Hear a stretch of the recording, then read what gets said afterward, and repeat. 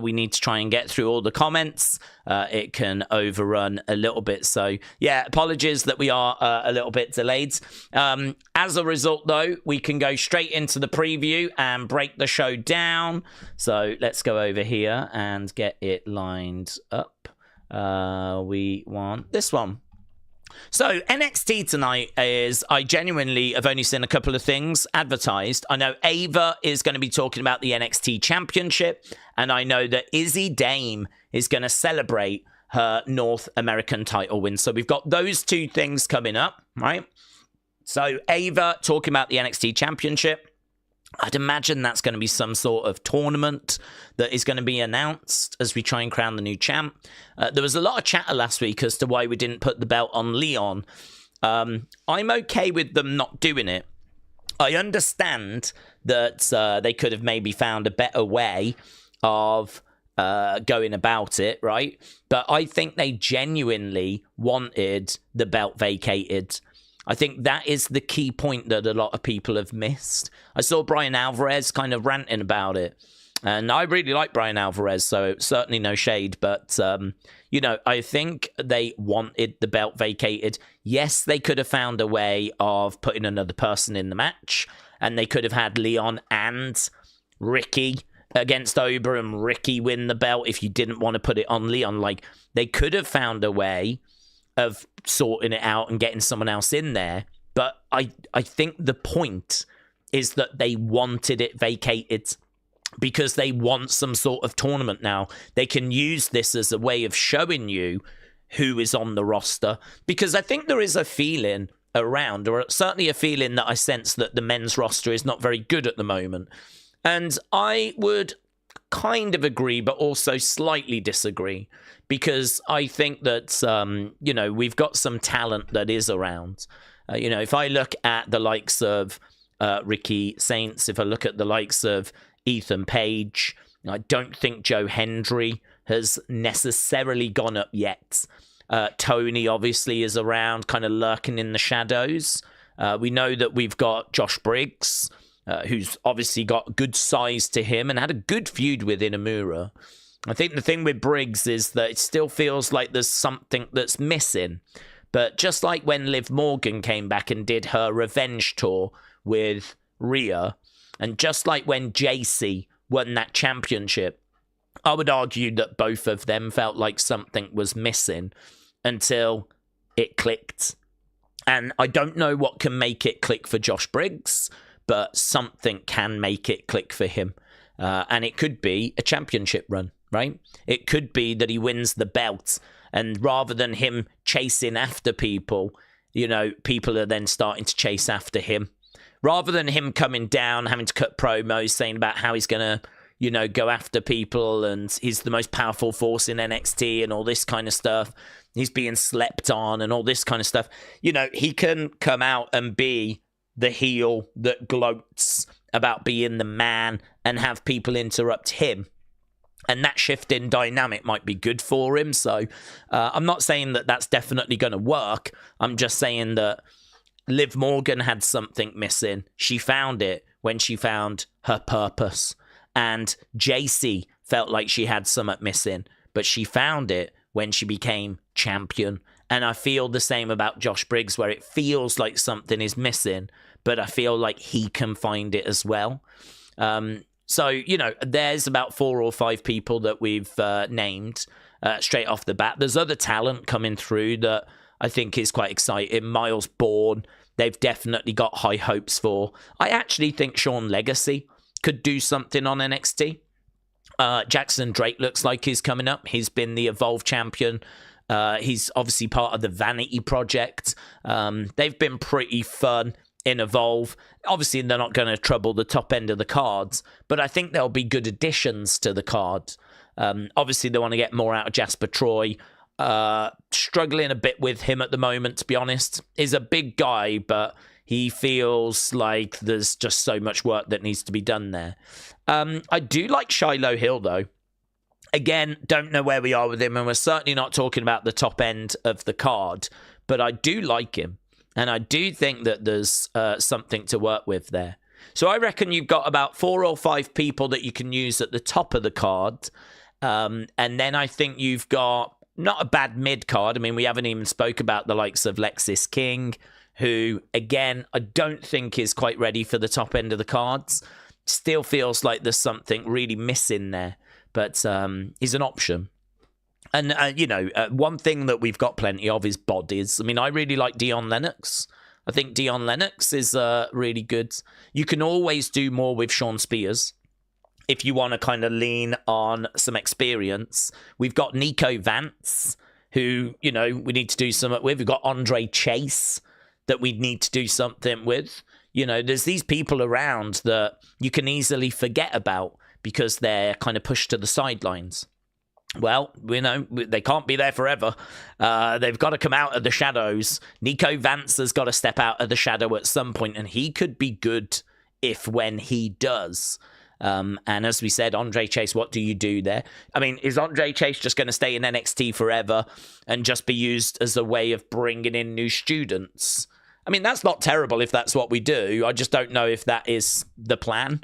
But, does Chase U just permanently exist in NXT and we just constantly get new students joining? Not sure. Don't know.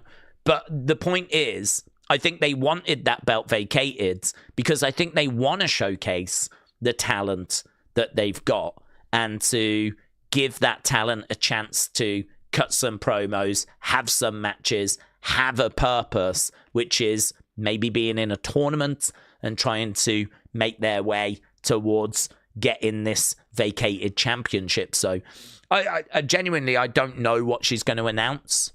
I'm looking forward to finding out. It might not even be a tournament, but I am looking forward to finding out what she's going to say. So big segment, right? Then Izzi Dame talking about her North American title win. That was quite a shock last week. I'm a fan of it. I mean, I think that Izzi Dame is someone that we need to pull the trigger with as well. I think we've seen her doing some live promos, and I think we've seen that they're not good. But the only way that you improve that is by doing them, right? You can't just say, oh, her live promos are no good, so she's no good. I mean, people improve, develop, learn, grow. I mean, that's part of the process, yeah? I believe that she can get there.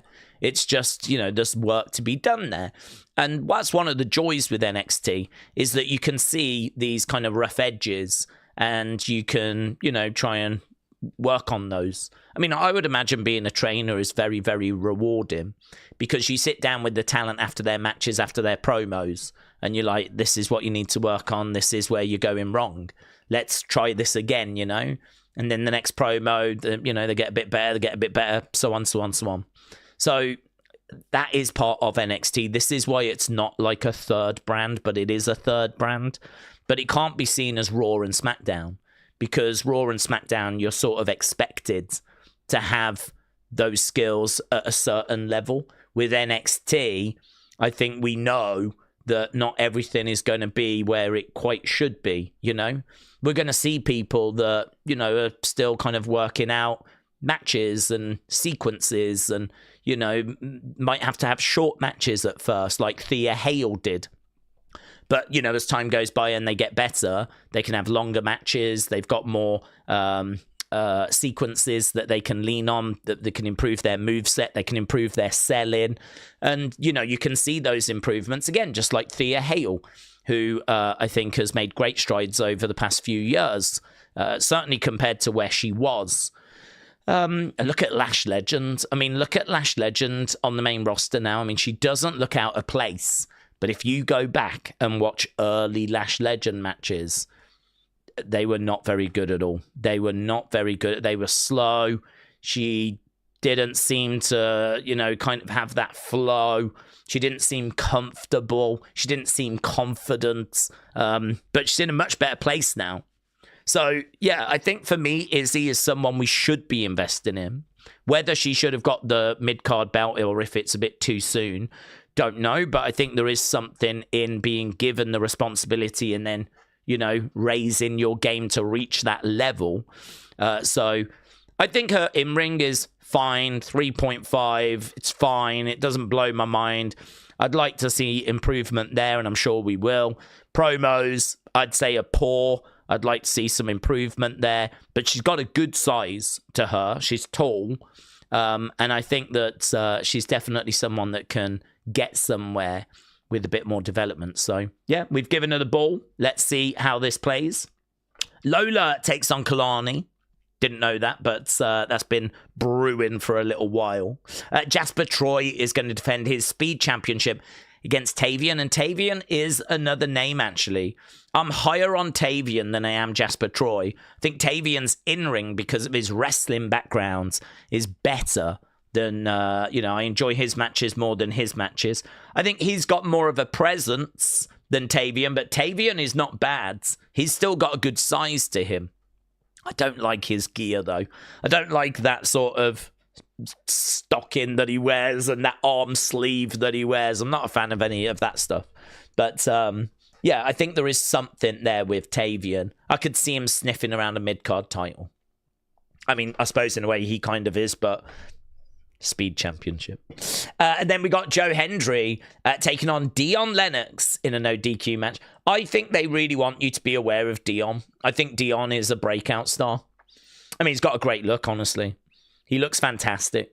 It's funny how many people there are that are on the sidelines. You know, you look at Nico Vance, you look at Dion Lennox, you look at even Sean Spears, who's, Ty Dillinger. We've got Ty Dillinger on the NXT roster, but you wouldn't know it, right? Because, again, we've kind of given him the Sean Spears gimmick, which I don't think is as good.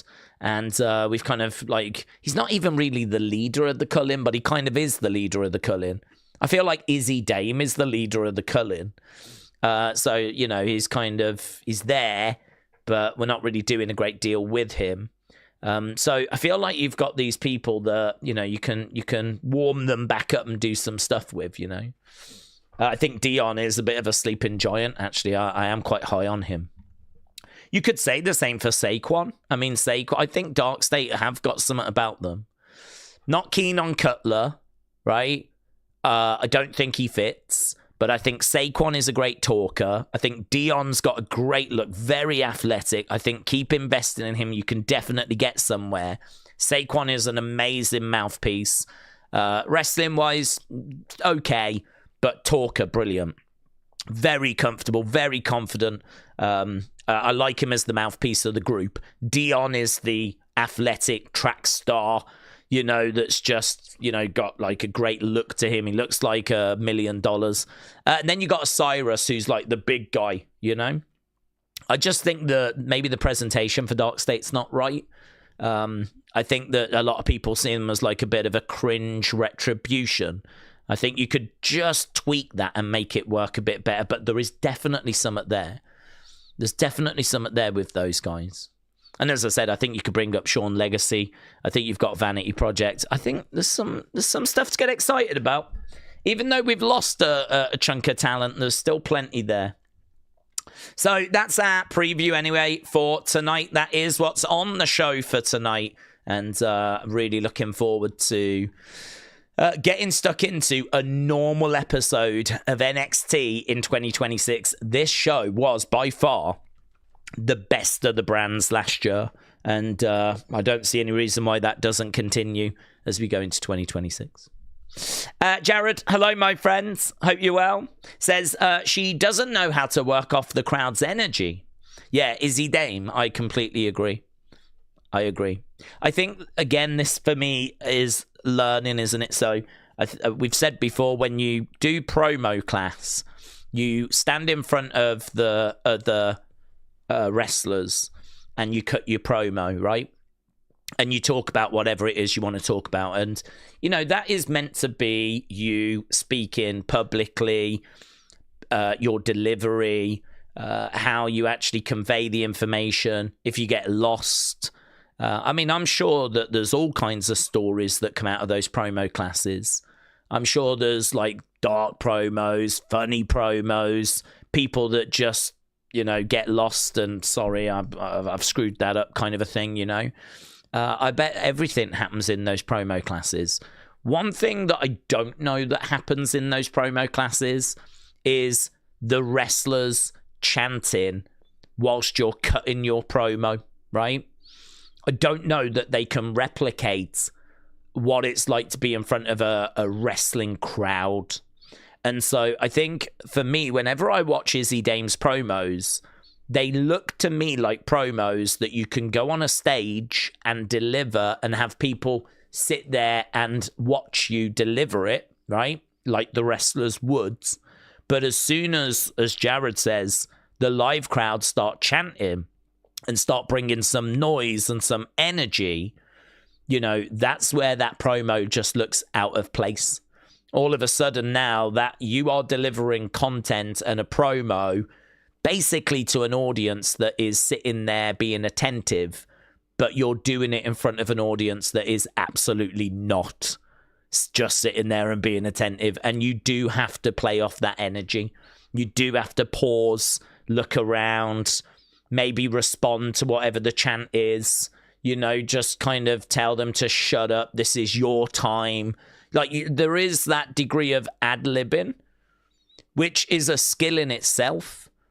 You know, I mean, you're in quite a powerful position, actually, because the camera is on, the show is live, and you are trying to deliver your content. And I would imagine in your head, you just want the people to shut up, right? In your head, you're like, I know what I need to say. Just let me say it, right? Let me get this promo done, right? I would imagine it's probably a bit like that, because the way she comes across is she just goes blah blah blah blah blah blah blah blah blah blah blah blah blah. I mean, she does try to perform it. It's not like blah blah blah blah blah blah blah blah blah blah. She will kind of blah blah blah blah.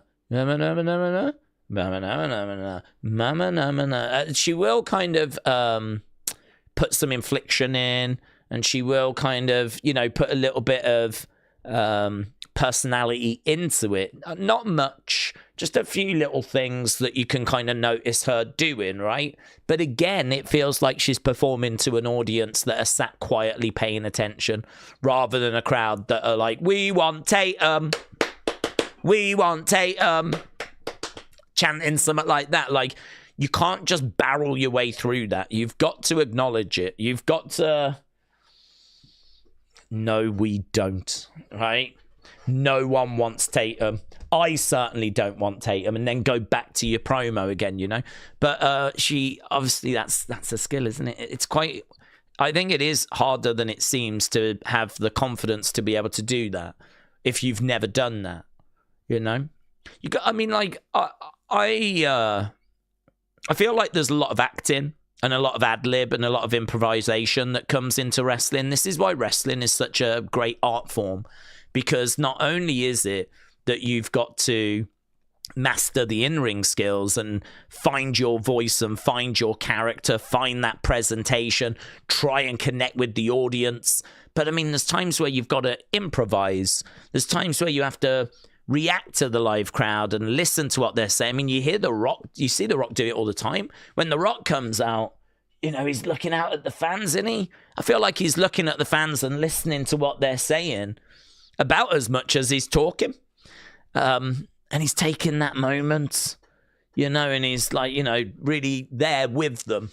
And, you know, that I think is a real skill that has you, I suppose in a way, when you come in, you've either got it or you haven't. And if you haven't, you've got to try and find a way of learning it.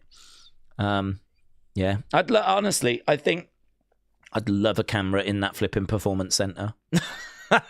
I would love to see the feedback they get, the stuff they work on, how they structure it. Maybe I would get a degree at that from LFG. I don't know. I've never actually sat down and watched LFG. I do, from the clips I've seen of it, though, worry that it is just scripted. Not nonsense, but a lot of what I see, I don't believe to be real. I don't know. I think, you know, they create false drama, and they kind of, you know, are working the fans in a different way. I don't believe it to be like fly on the wall, true documentary style. But that's what I would like. They did do one called Breaking Ground, which honestly dropped in about 2015, so about 10 years ago on the network. I don't even know where you would find it now. That one, I think, feels a little bit more fly on the wall. I remember Aaliyah being in that. And I remember her being atrocious. And I remember thinking, that girl ain't going to make it, man. And she did. She made it all the way to the main roster. Granted, she weren't there very long, but she did make it through to the main roster, which is a bit weird when you think about it, actually. That's, she didn't really achieve a great deal in NXT, but somehow she managed to get that call up to the main roster. That was another strange one. A bit like when Kiana James got called up. That was like, really? Kiana James. Lacey Evans. Really? She's going up now, is she? Okay. It's happened a few times, actually, where they've called people up and you go, really? Liv Morgan? Liv Morgan's going up. She hasn't done much in Maxine Dupree on the main roster, really? Huh? Okay. I mean, some you can understand, like Braun Strowman. I think because of his size, they just wanted an Omos because of his size. They didn't really want people getting too used to them in NXT. And so, those call-ups were quick. But, sometimes you do get those kind of shock call-ups. Right, Tony, shout out to you, said, since Cody lost the WWE title, I think it's time for him to finish his real story and return to AEW. Well, I don't think he's looking to do that, to be honest. I can't wait to find out what the drama is, because there's been plenty of rumors of there being falling out and comments that were made. I don't know who said what or what went down, but it seems like there is a real story that's waiting to come out one day about Cody leaving AEW. These little comments keep getting made, and I don't know. It feels like someone said something, and it might have been about Brandy, and it might have upset Cody. That's me reading between the lines, is that comments were made that probably crossed the line, and, that resulted in Cody getting upset and things kind of souring, and there feels like there's a story there. Glotness said, people genuinely want to hear what The Rocker's got to say, because he might have something coherent or serious, or he might say something that makes you think. What is he talking about? What do you mean, Glotness? People genuinely want to hear what The Rocker's got to say, because he might say something coherent or serious. I feel like I might have walked into a conversation there. But Daze, do you feel that WrestleMania season has started now, or do you think that it won't start until the Rumble? No, I think it started now. I always think that the start of January is the unofficial start of WrestleMania season. This has always been the road to the Royal Rumble, although not always called that. But I think that we always put pieces in place now to get our title matches made for the Royal Rumble, right? So we always put pieces in place to kind of get feuds ready. I mean, when you get to the Rumble, I feel like that is us kind of pulling the trigger and really making moves on feuds, yeah? But normally you can plant some seeds beforehand. So, no, I always think that you don't necessarily need to watch this period now. I think when we actually pull the trigger on stuff is at the Rumble, and that's when it really kicks off. But you can certainly see seeds being planted, pieces being put in place, ready for the Rumble, which then is officially the start of the road to WrestleMania. But for me, we've kind of started, yeah. We've kind of started. We are on the road, says Amp B Ballin. Daryl said, WWE have swerved us once with Drew winning. What if Finn could beat Punk? Roman wins the Rumble, and Finn has to defend the title in the Chamber in Chicago, where Punk wins, as during the Chamber, Dom costs Finn. I don't know, but I find those stuff to be like a bit too far down the rabbit hole. I think that anything could happen. I mean, what we found out today is that Cody and Roman is no longer the plan.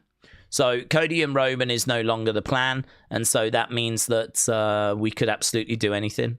I mean, it could be Roman, Cody, and Drew. It could be Jacob, Cody, and Drew. It could be Roman and Drew.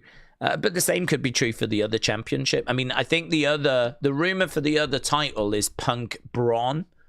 But obviously we did that match. We can revisit it, of course. I mean, I don't think anyone would be shocked if Punk keeps the belt, Braun Breaker wins the Rumble, and then we build to the rematch. Like, we could absolutely do that. I mean, it could be that they didn't put the belt on Braun the other week because they want to do it at WrestleMania. So, Braun and Punk is was the rumor, and Cody Roman was the other rumor. So, but we found out today that Cody Roman is apparently no longer happening. So, yeah, it kind of throws a lot of stuff up in the air.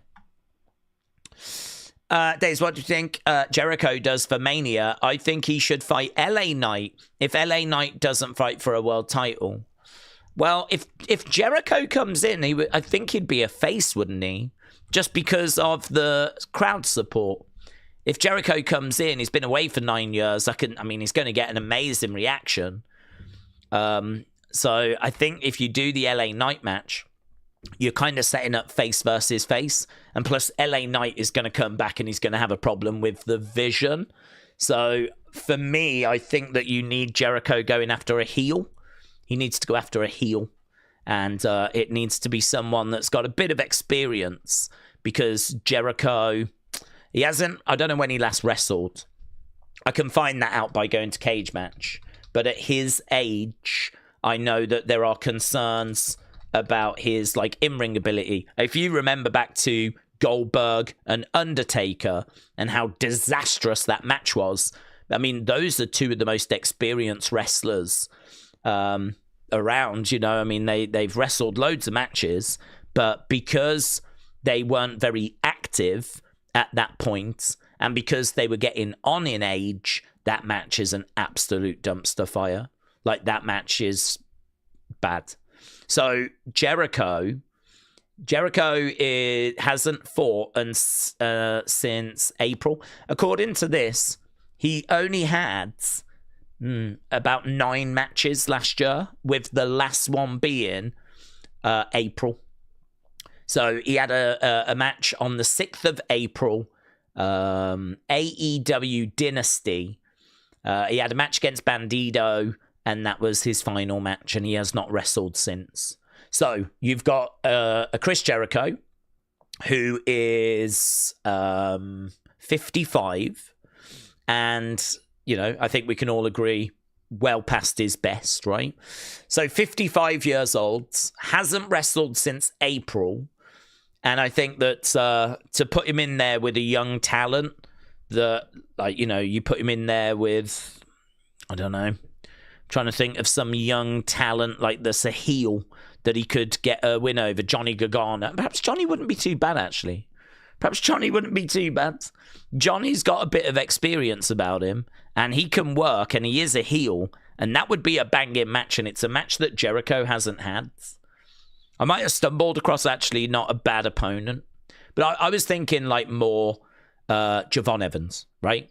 Javon is someone that has only just arrived to the main roster.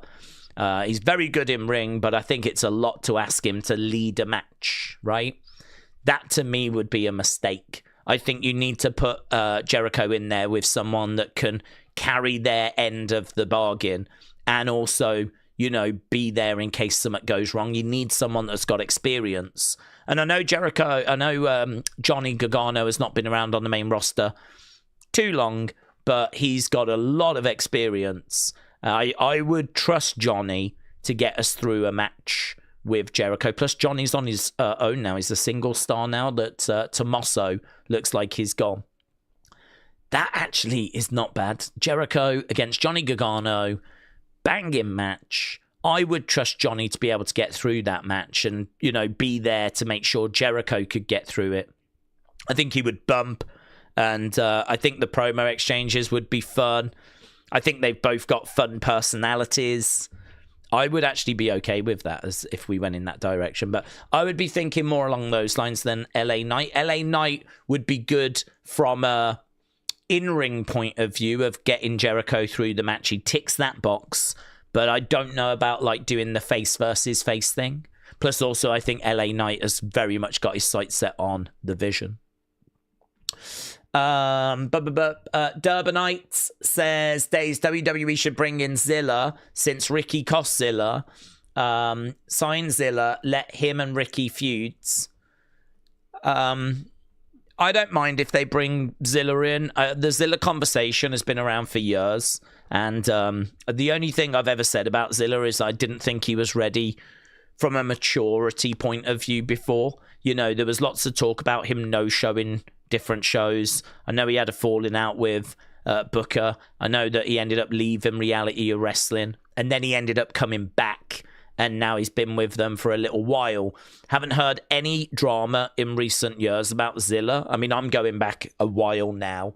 But the Zilla chat has been around, honestly, kind of since the Bloodline was kicking off. I mean, when the Bloodline was going and you had the Usos and you had Solo coming in and you had Roman, you know, that's when people were looking to see who I kept talking about.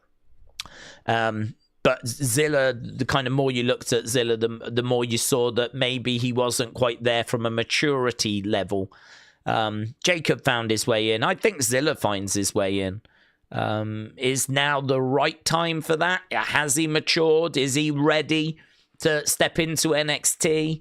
I can't really answer that because I haven't heard anything. So that would be a good sign, I would say. So, yeah, if WWE... I've got no doubt WWE are interested and will bring him in. But it's just, when is the right time? I don't think it was the right time a couple of years ago. It could be the right time now. Jericho is shredded. Also, there is speculation that the Braun suspension story is just going to buy time for a WrestleMania match with Seth, says Robbie. Yeah, I mean, unless there's anything that's come from like Fightful or PW Insider, I mean, I would just say that that's just going to be nothing but speculation. I mean, I don't see that suspension keeping Braun out till Mania or anything like that. I mean, if he's suspended, I expect him to be in the Rumble. So I would imagine that it's just... I don't really know why they've done it. I mean, there's every chance that Adam Pearce has suspended Bron Breakker, and there's every chance Bron Breakker shows up next week. I haven't read anything that says, you know, he's out for a considerable period of time now. So I would not be shocked if we do Bron Seth at WrestleMania. But there's no word on what the plan is for that yet. There's still no word if Seth's going to make it back in time. I genuinely don't even know if WWE know yet if Seth's going to make it back in time. So I wonder if they've got a couple of plans, one if he does and one if he doesn't. I don't know. Again, we're kind of fumbling in the dark because there's not much that's been reported, and what has been reported, we've now kind of walked away from. So we're kind of back to square one with WrestleMania plans, which makes the road to WrestleMania very exciting, doesn't it? Danny, hello, said, here's an unpopular opinion. Let's go.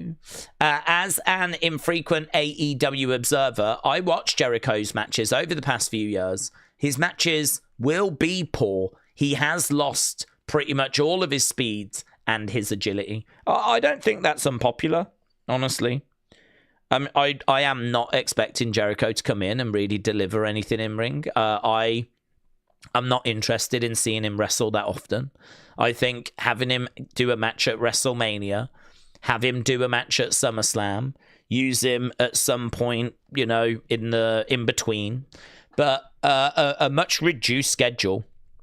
You know, for me, I think I would be using Jericho as that kind of entertainment talker that sort of like comes down and cuts a lot of promos, goes back and forth with people. You know, you could have a little group as well. I mean, you could definitely get something with Jericho taking a few people under his wing.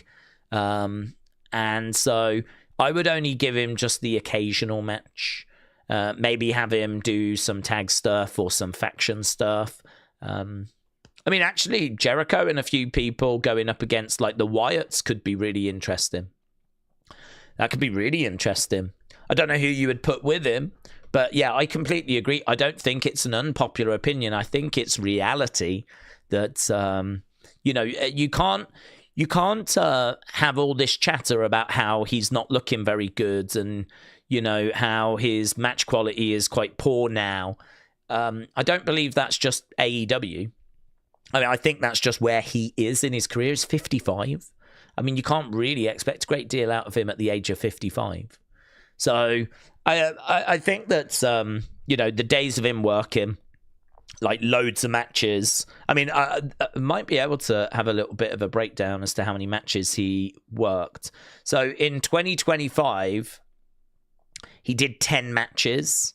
In 2024, he worked about 30. He worked about 35 matches. 2023, he worked about 30 matches. 2022, he worked about 30 matches. 2021, he worked about 20 matches. Yeah, I mean, actually, he's not been doing tons. He's not been wrestling loads and loads. He's been doing about 30 matches a year. I mean, honestly, I would halve that in WWE, if not more. Just have him working pay-per-views. Not worry too much about him being like in matches on Raw or SmackDown. And if he is in a match on Raw or SmackDown, it'd be a tag match or it'd be a multi-person match where he has to do very, very little. No, I don't think it's unpopular. I am ready for him to come back. I'm ready to celebrate that. I'm ready for him to have that final run. I'm ready for him to have some high-profile singles matches, but not loads. And I'm ready for us to just try and get out of him what we can. And I think his talking ability has always been one of his real, true strengths. If you think about the highlight reel and some of the great promo exchanges that he's had, some of the kind of backstage work that he's done, I think that is just as strong as what he contributed in the ring. I think his mic skills have always been like, he's excellent at coming up with gimmicks. I mean, think about the Festival of Friendship, and you just made the list and clicking the pen and a little bit of bubbly in AEW. I don't know that the learning tree landed the way that he was hoping, but he's always done so well with like his promo work and everything. So I think we lean into that when he comes back. But I think they could use Jericho as like a nostalgia act rather than a worker, says Trini. I would only use him in like tag and stipulation matches and just limited ones at that, says Trini. Trini, I hope you're well. Sammy should beat Drew at WrestleMania. They should start a feud at Royal Rumble lasting months, says Harmon. I'm sure Jericho has got enough in the tank for just one more run, says Ant B. Ballin. Put Jericho and The Miz in the Peach Sea, teach him personality, said Shining Wizards. Well, I mean, he could definitely... to be honest, I don't know that I see him doing that at this stage, only because I think he still likes the spotlight too much. He's in Fozzy, on stage, entertaining fans. I mean, I think he's a showman. I think he loves just entertaining people. And I can't see him go into a warehouse to train the next generation. I think he'd do it as a one-off. I think he'd do it to pop in and, have a chat with people. Of course he would. But I can't see him like retiring from wrestling and going off to do that. I think he'd probably just lean into Fozzy, do high profile Comic Cons, kind of anything that gets him on a stage in front of people. Do he'd actually be a really good host for WrestleMania. I could see him being a really good host. He could probably do that in the future as well. If ever we, rather than The Miz doing it, you could have Jericho doing it. So, yeah, I could see him doing those kinds of things. Wrestler Andy said Jericho Rhea would be an interesting tribute like Jericho China. Jericho said that he hated working with China. He's kind of said she wasn't a very good wrestler, which I can understand, because I think she got shown some stuff by Shawn and Triple H and got trained how to work like, you know, the guys. But I don't think she got properly trained, you know, and that meant that I think she was quite rough around the edges. And I think Jericho found her quite challenging to work with. So if he ever did have a match with Rhea, I think he would find it a much more smooth, more enjoyable experience. That's no shade on Chyna. She was a trailblazer, of course. But, and, you know, it's not her fault she didn't get trained. But the way that women were treated back then with, you know, being trained and in the wrestling world is obviously drastically different to where we are in 2025, 2026. So I think you'd find it a very different experience. Harmon said, who should win the Chamber, in your opinion? Who should win the Chamber? It's hard, isn't it? Because I don't know who wins the Rumble. So, you know, the favorites are that it's going to be Liv and it's going to be Bianca. Those are the two favorites. So I feel like one's going to win the Rumble. The other is probably going to win the Chamber. The favorites for the Royal Rumble for the men is Braun Breaker and Roman Reigns. So you could probably make an argument that one of those wins the Rumble and the other one wins the Chamber. So that kind of feels like where we are. I just did a member stream, actually, where I said I'm quite chilled. I mean, I like Roman. I don't mind investing in Braun. I sort of feel like it's not quite clicked yet, but I would say since Survivor Series, I think his aura has greatly improved. I mean, that shot of him last night at Raw where he's running down the entranceway, delivers that monstrous spear. I mean, I thought that was fantastic. And I thought his entrance at Survivor Series was fantastic.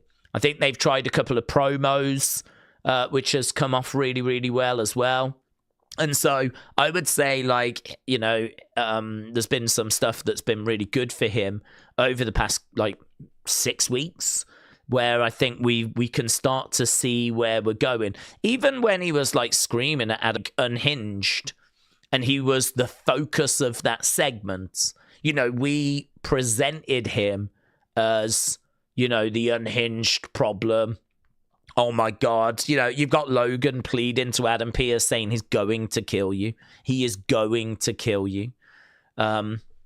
So stuff like that, I think, really helps his presentation. So, like, Braun, I mean, if Braun was to win the Rumble and look good doing it, I wouldn't have a problem with that. I wouldn't have a problem with Roman winning. I certainly wouldn't have a problem with Sammy winning. I really love Sammy. So I feel like I'm quite chilled, honestly. I would imagine there's a lot of other people out there that are really flying the flag for, like, someone in particular.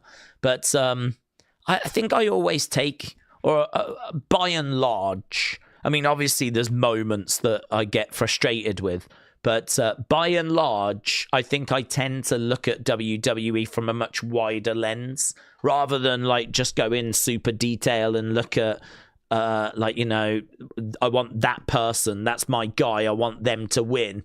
It's them or it's nothing, you know?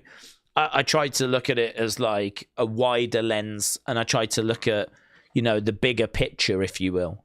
And as a result, I just don't mind. It doesn't matter to me. I just want to be entertained with the stories. I want to know what the twists and the turns of the stories are. Who you use to tell those stories, I'm not really too bothered. There's people that I have preferences over that I prefer compared to others. You know, I've never been a big LA Knight guy. I don't mind him. If he was to win the Rumble, I'd be fine with it. But, you know, I don't watch his matches and feel the same connection as I do when I watch Sammy, right? Or when I watch Ilya. Like, I prefer Sammy and Ilya's in-ring work than I do LA Knight's. And, you know, for me, that those kind of things just mean that I have preferences. But there's very few people that I don't like in WWE or dislike. I kind of, I just enjoy watching the stories, yeah. So when it comes to, like, who do I think is going to win these things? Well, I look at the favorites, and those are the favorites. Liv, Bianca, Braun, Roman. So Rumble, Chamber feels like those would be the favorites for those. I don't know which way round.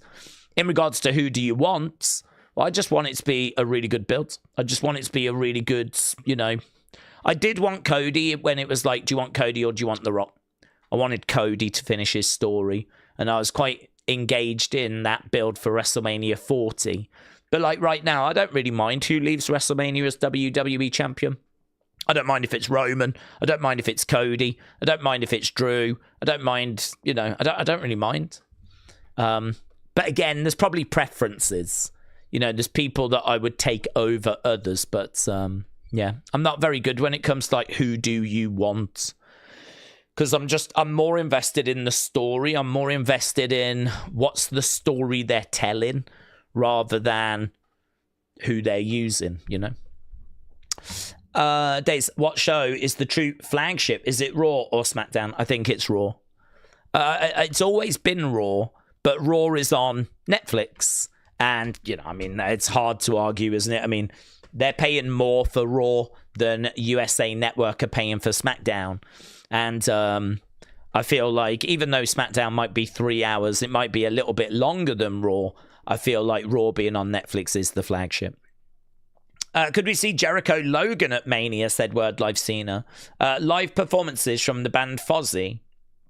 You could get a live performance from Fozzy. Playing him to the ring, I suppose.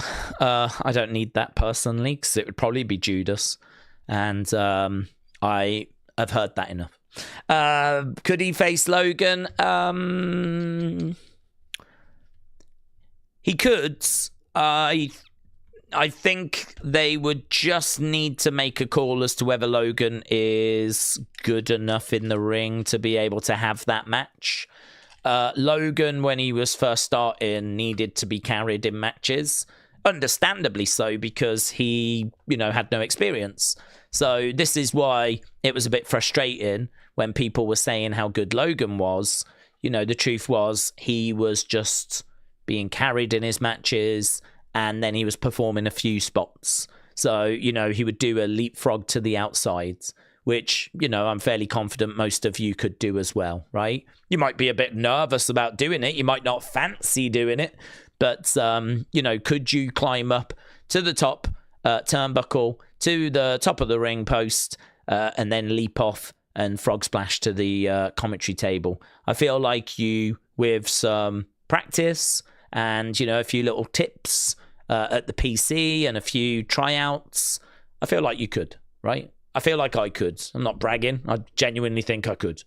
And so, early Logan matches was him sort of going through the motions, working with the wrestler that was calling the shots, that was, running the match. And then Logan would drop in the few moments that he had practiced. And we did that for quite a while. And it was good enough for people to go, wow, Logan's an amazing wrestler, right? But it's not really wrestling, because wrestling is going out there night after night, working different people, carrying your end of the bargain, that's what separates someone that's got no experience, has got very little training, and, is kind of having their hand held during matches, with someone that can actually get in there anytime against anyone and put on a great match. Yeah. One of those is a wrestler. The other one is having their hand held.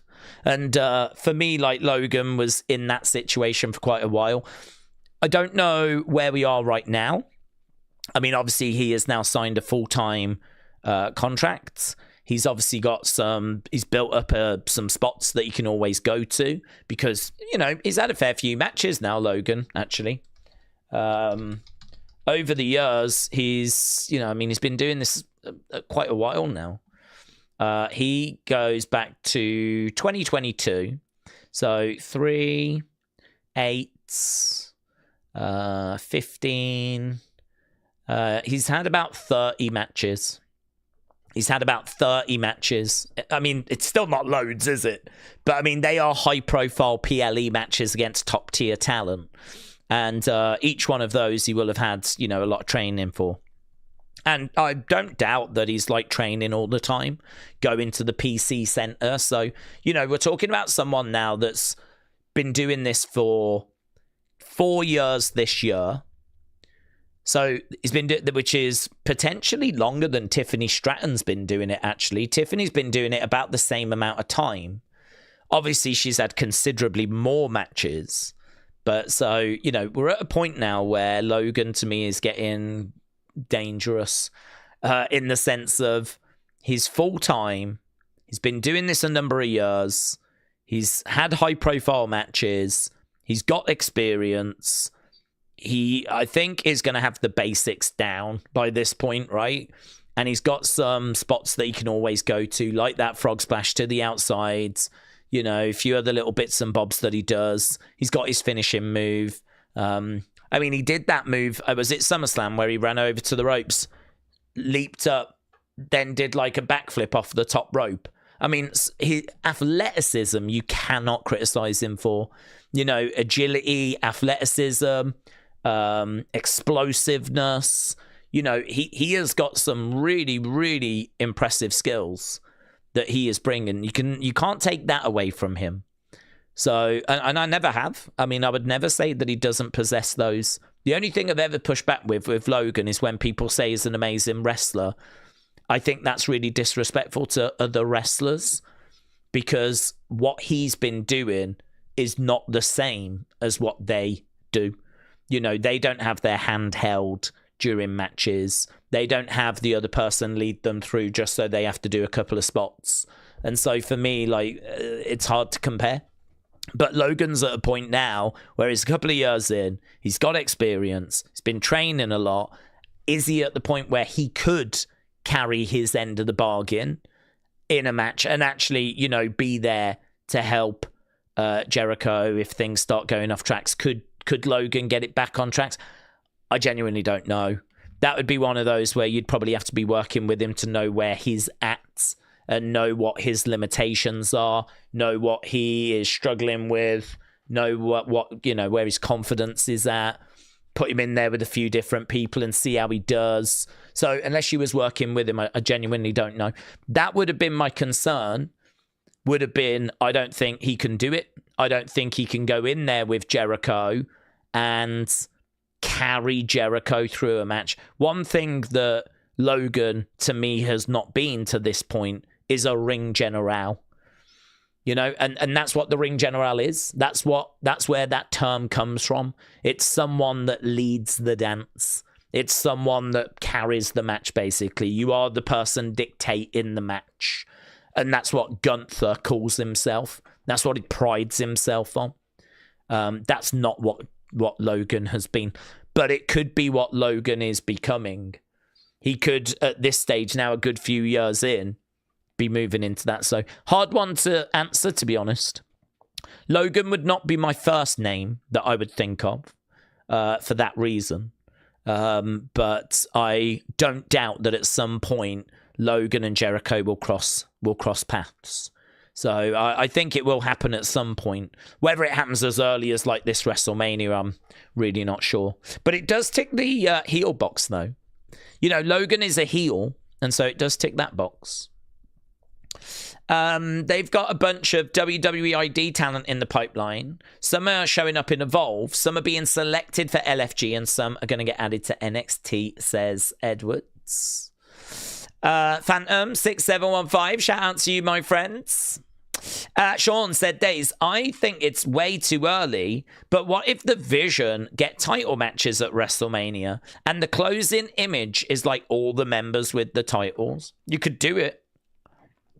I don't think the tag team division is that exciting or that deep. You know, I mean, if you was to do Theory and Logan as a tag team against the Usos, yeah, that makes total sense to me for WrestleMania. I think you could absolutely do that. And Bron Breakker going in there against CM Punk, you could absolutely do that. And then at the moment, Dominic's got the IC belt. He could easily drop that to a babyface. And then you do Bronson against that person. And Bronson could win it. I actually don't think it's that early. I think you could be onto something. I can see a way where you could have Bron win the world title, Theory and Logan win the tag belts, and Big Bronson Reed picking up that mid-card title, all of them celebrating maybe at the end of night one. Because I don't think Punk Bron would main event. So it would probably main event night one. And, you know, you could easily get the tag match and the Bronson IC match on that same night, so that by the end of the night, all of the Vision have got titles. Kind of like a crowning moment for them. I think you're onto something. I think you could absolutely do that.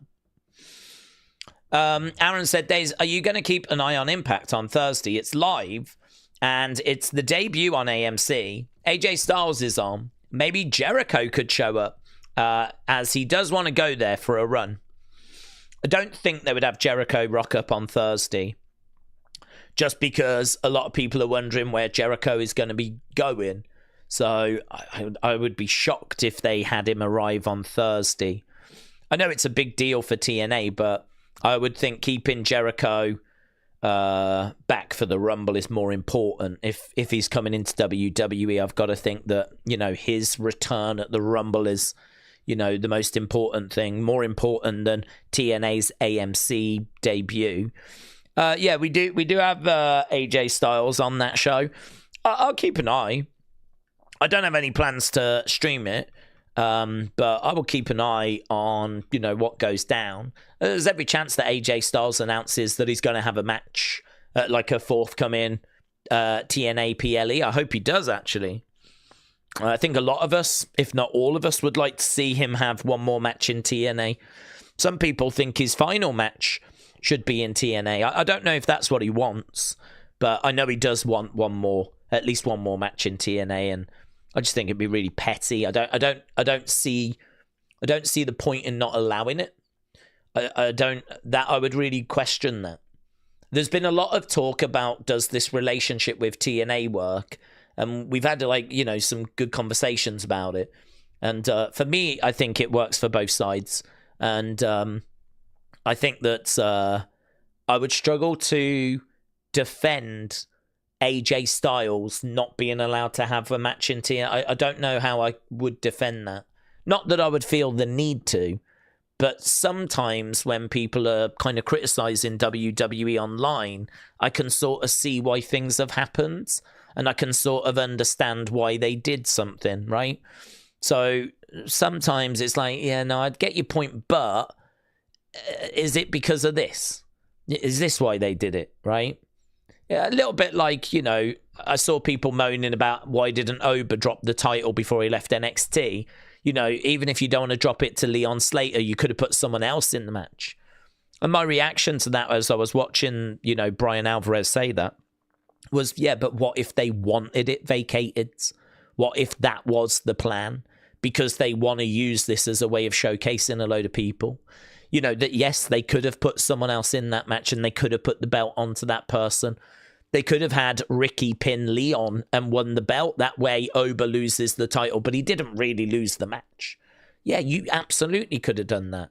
But what if that's not what we wanted to do? We wanted it to be vacated because we want now there to be a mad scramble, and we want the story who is going to be the next NXT champion. We want the fans to have those conversations.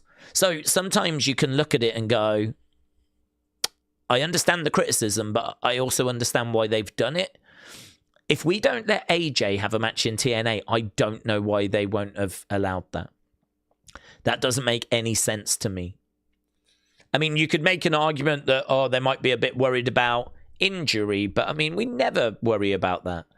We never worry about that. That's never stopped us sending people to different places and kind of doing stuff, you know? I mean, if you was to kind of think along those lines, you would really struggle to do stuff. I mean, we have wrestlers wrestling on, like, we've had wrestlers have matches on SmackDown like 24 hours, 48 hours before a massive WrestleMania match. I mean, I've got a feeling, if I'm right, that before WrestleMania 39, we had Cody Rhodes against Solo Sikoa on SmackDown.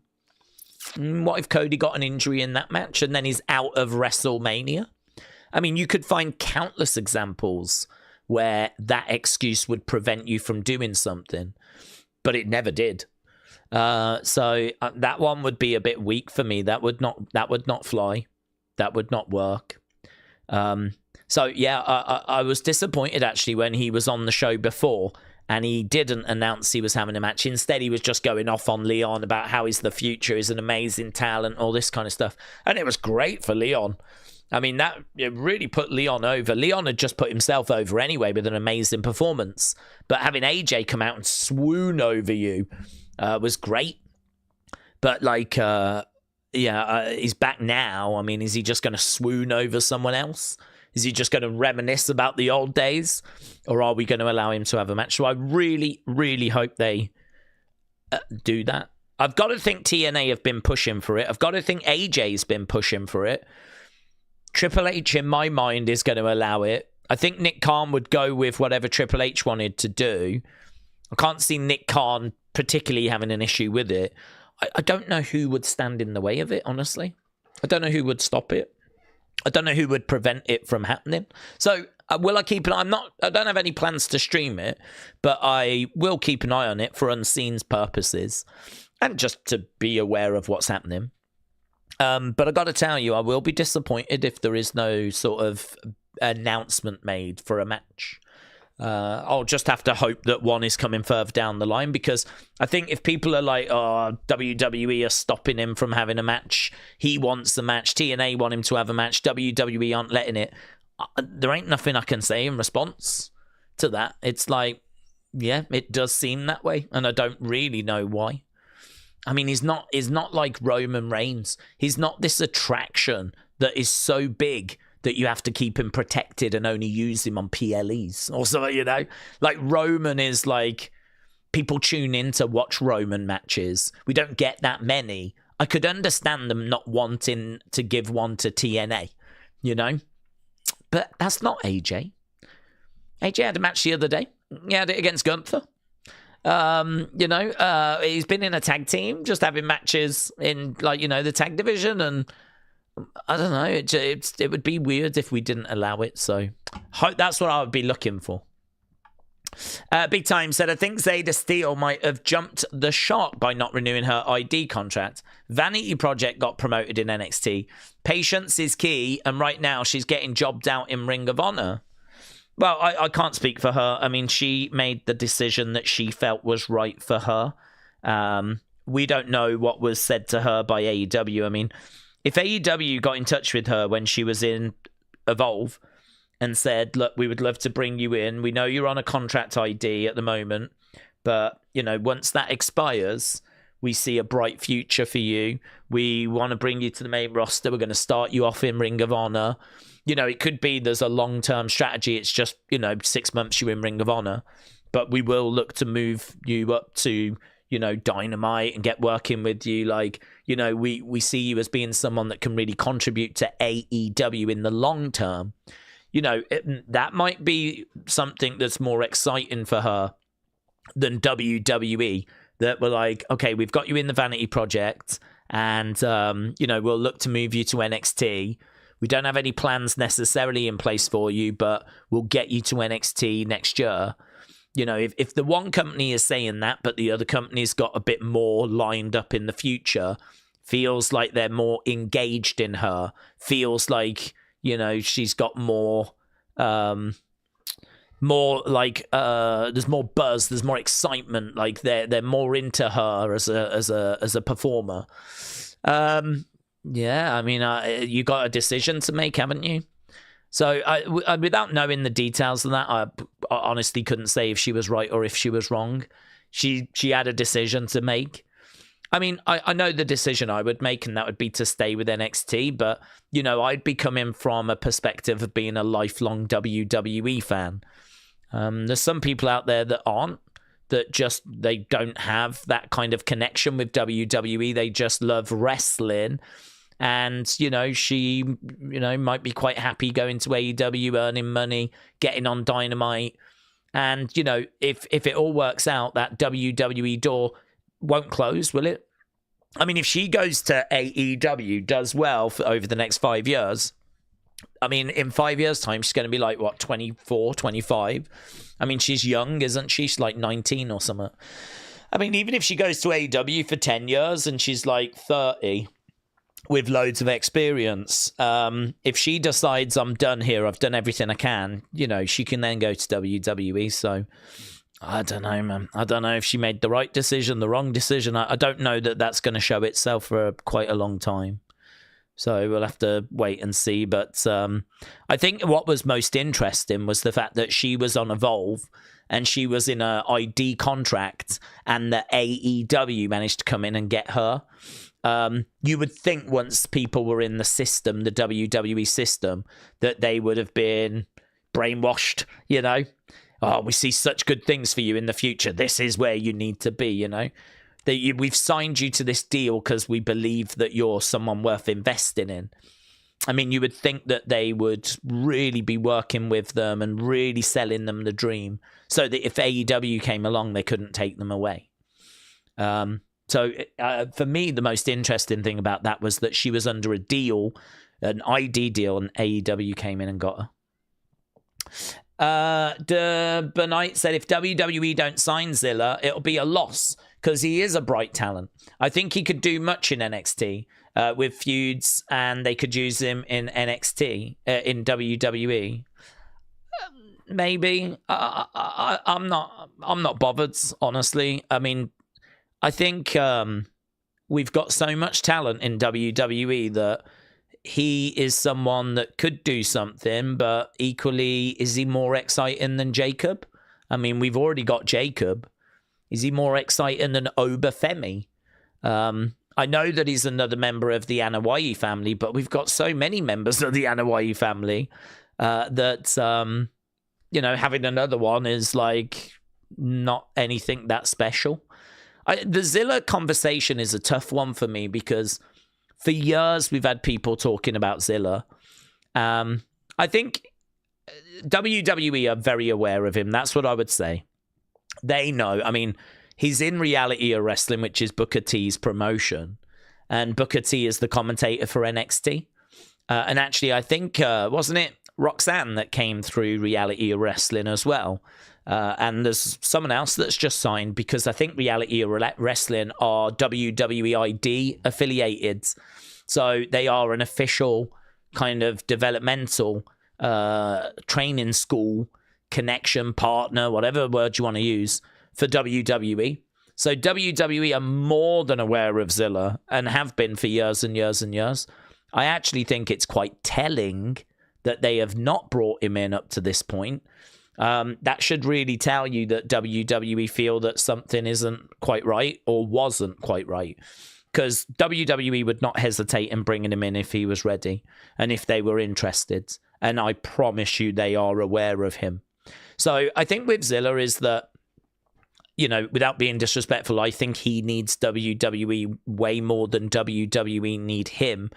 And I think that might have been a lesson that he has had to learn. You know, this kind of like, I'm part of the bloodline. I want to be with my family. I sort of deserve to be with my family. Any sort of feeling of entitlement, hopefully that's gone. Like, you earn your place. We'll bring you in if you're good enough. And I think there was just something wrong with the mentality a couple of years ago, which I think is better now, honestly. I mean, I don't think it's there now. I've not heard anything negative about him. And I think now he's starting to, you know, kind of make waves for all the right reasons. Yeah, they could bring him in. They could bring him in. He could absolutely find his way coming into WWE. And I think the hope is that when he does, he'll be in a better mindset and we can, you know, really make some progress. But I think where he was before, he wasn't in the right headspace.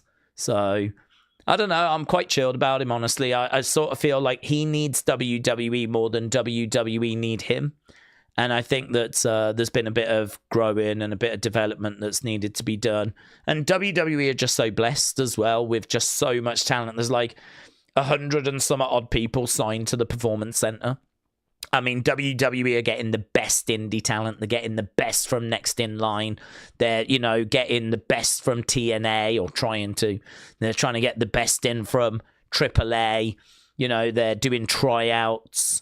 As a result, you've just got this constant wave of talent that's coming in that they're working with. I mean, every day that Performance Center is developing talent and wrestlers, and we're bringing people through like Trick Williams, like Obafemi, like Javon Evans. Jacob, of course, got brought in straight to the main roster. We haven't, we've kind of stumbled a bit there because of injuries, but he's still got a bright future. So the Zilla conversation, I will not be shocked to see him come in, but there's no urgency on my part. And I don't see any urgency on WWE's part. And I think it happens, but it's definitely been a journey. Let's put it that way. His name has been mentioned for years and years and years.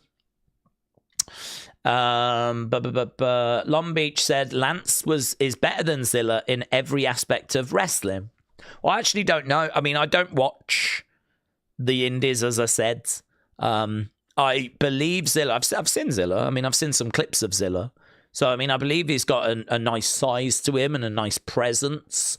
I believe he's got obviously a bit of an attitude there as well. I think there's definitely something there that you can work with. I mean, he might have a bit more of an edge and a bit more of an attitude than even, say, Solo Sikoa. So, if you really wanted to fantasy book, Zilla being the leader of like an MFT group, 3, 4, 5 years down the road, might not be crazy, might be a glimpse into the future. And he might even end up doing a better job than what Solo is doing.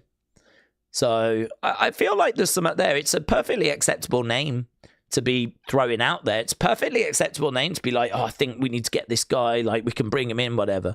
But I suppose the point I'm making is that there's no urgency on WWE sides. There's so much amazing talent that's out there, and there's so much talent that's already in the system that really it's on Zilla to prove this value and, show that, he needs to be brought in, which I do think will happen in the future. Kapata, shout out to you. I hope you're well. Humpty Vision said, I wish that Bret Hart would train wrestlers with Sean. Bury the hatchet. Harmon said, Daze, I think they should explore the Bo character more. Yeah, I agree. As a big Bray fan, I would love to look up to Bray and involve him in stories like Bray did with Sister Abigail when he was cult leader. Not sure about that bit. I'm not sure about that bit. Only because Sister Abigail was someone that never existed. She's not someone that was an actual person that passed away. I think with Bray, we know that he is a person that existed, that a lot of people have like a relationship with, yeah.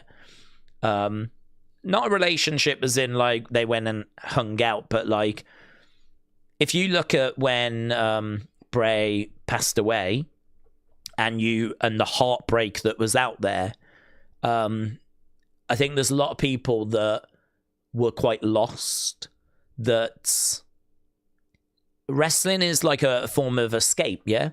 It's really important, actually. Like, people say wrestling is just, whatever, but I used to go to work, and I used to be at work, and, sometimes you're having a bad day, and you'd look forward to just clocking off, and, I can't wait to find out what's happened with this match, or what's happened with this, or whatever. And you'd look forward to going back and watching the wrestling, and watching the story develop, and tuning into the show. And it might be good, it might be bad, but you'd always have hope that the episode would have, like, some sort of big moment, and it'd be worth watching. And it's something you could look forward to. It's something you can get lost in. It's something you can think about at work or at school or whatever. And that's just been constantly in my life, honestly. That has just been a constant, and I think it's true for many people. And so when Bray passes away, there's a lot of people that kind of got lost in the world that he had created and, you know, felt so much love for him for what he had given them. If you bring him into the story, I think you can reference him like we've done, but I don't know that you can make him a character and actually kind of, you know, like Sister Abigail. I don't know how far you can push it, because you might start telling some stories that people are like, nah, Bray wouldn't do that. Do you know what I mean? Like, nah, that's not Bray. Bray wouldn't do that. Or, you know, you don't know that Bray would even agree to be used in the way that he would be used. It's kind of difficult. It's kind of hard. I mean, to be honest, I get the impression they don't really want to mess around with Bray's creative too much, the world that he had built. I feel like we could do loads of stuff with these characters, and I feel like a lot of people want us to dig back into that world. Where's Sister Abigail now?